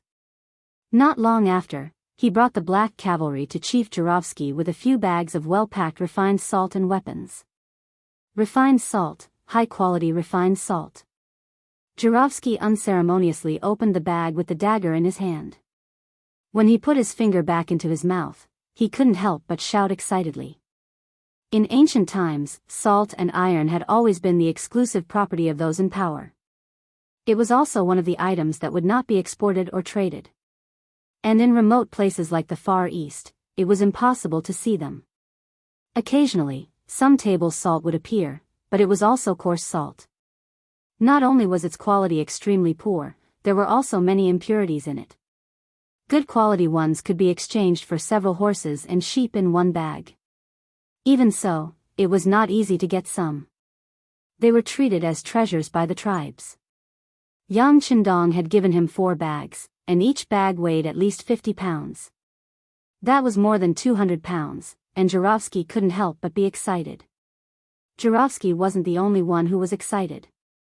Nicholas and the others were also very excited. At this time, when they looked at Yang Qindong, there was a hint of trust in their eyes. With just this salt and iron, what was the point of selling their lives to the other party? It had to be said that in such a remote and bitter place, a human's life was the most worthless existence. Sometimes, for a mouthful of food, there would be people who would sell their dignity, strength, and life. Yang Qindong was willing to give out these things. In a sense, Nicholas' life already belonged to him. Without disturbing the celebration of this small tribe, Yang Qindong left the place.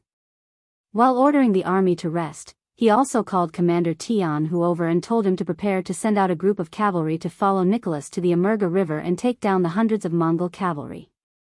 Just treat it as interest, thinking about how the Far East province had suffered heavy losses from the surprise attack, a murderous intent flashed across Yang Qindong's eyes. It had always been him finding trouble with others. Since someone dared to provoke him, he definitely couldn't let them go. That night, this small Russian tribe didn't sleep at all. They surrounded the salt and iron just like that.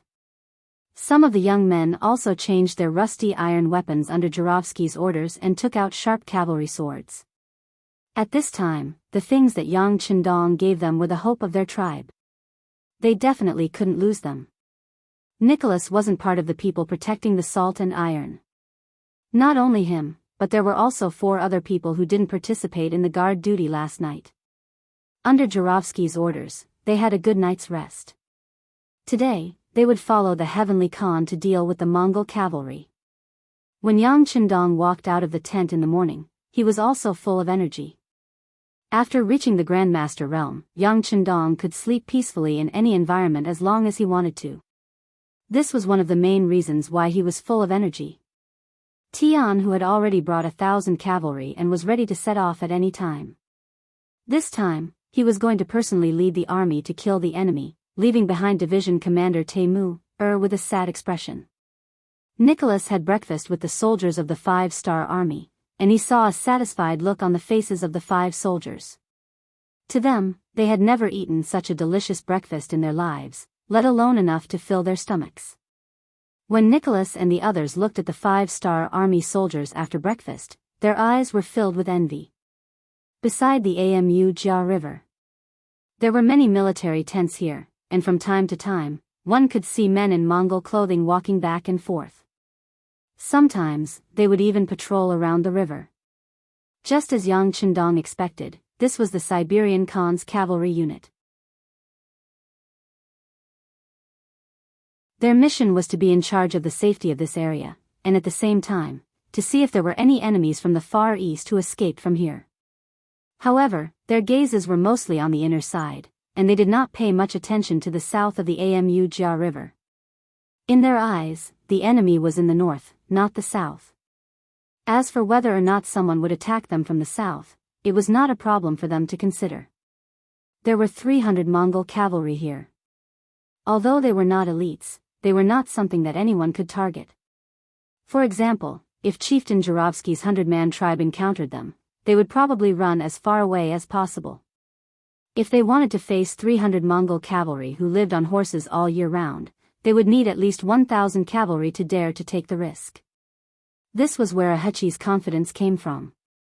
As the general of the 300 cavalrymen, he had never thought that anyone would harm him. All he thought about was how to find the Far East army that had escaped and then strike at them to gain merit. As such, when Yang Chendong brought 500 black cavalry units to the south of the Amu River, Ahiki, who received the news, did not panic. Instead, he calmly walked out of the tent. When his subordinates reported that there was a cavalry unit in black armor outside the tent, Ahiki did not believe it and thought that it was an exaggeration. No matter if it was in Siberia or the Far East, iron was hard to find. If a normal person could get a good weapon, they would be proud of it for a long time. Who would be able to make armor out of iron? That was not a waste, but a luxury. Even the personal guards of Khan Hulahan only had leather armor on their upper bodies, which was already very enviable.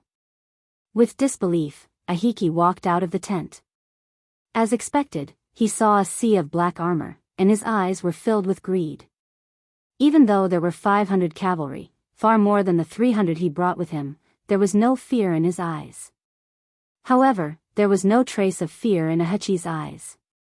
Perhaps it was because he had not had an opponent for many years, but he was used to treating everyone as prey. Even if there were 500 Black Knight Dragon Guards, he still thought the same. He was already used to treating this area as his own backyard. Ahiki did not think that there was anyone he could not defeat.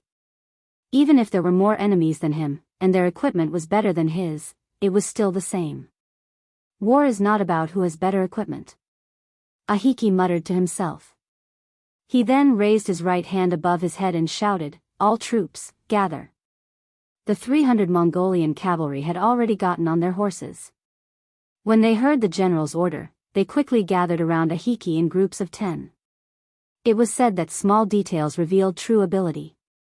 Just based on how quickly the Mongolian cavaliers gathered together, this was a group of well-trained cavaliers. This was especially so when there was a rare look of fearlessness in their eyes, and this was something that was rarely seen among the 5-star armies. Haha. Yang Chendong, who was riding on the white dragon, also laughed. He did not think that there was anything special about this Mongolian cavalry. He had seen many such opponents, and the strongest was the Walla cavalry led by Yeshen. But what was the result? Didn't they still lose at his hands? They had once looked down on the 5-star army, but reality would give them a slap in the face. He also did not think that this Mongolian cavalry was that strong. Young master. Young heir, who had been following Wang Chong from the side, had an excited expression on his face. It was rare for him to encounter an opponent who did not run away. Although there were only 300 of them, they had successfully aroused Young heir's fighting spirit. I'll give you 100 long way. Go. Yang Chendong said casually as if he was talking about something very normal. The black cavalry moved out. Under Beta Persei's lead and Badao Zhang's support, a group of 102 cavalry jumped over the Amerga River and headed straight for their target. Nicholas and the other 4 also wanted to urge their horses forward, but they were stopped by Chou Wu, who was standing at the side. This made the 5 of them puzzled. Did they not need to fight? After Yang Chendong took out a large amount of salt and iron to give to his tribe, Nicholas and the other 4 had already sold their lives to the 5-star army. They were even prepared to be members of the 5-star army. This was the rule. After receiving benefits from others, they naturally had to work for them. You're tuning into the Carefree Valley YouTube channel. Don't forget to subscribe and join us on this journey to catch the most captivating stories.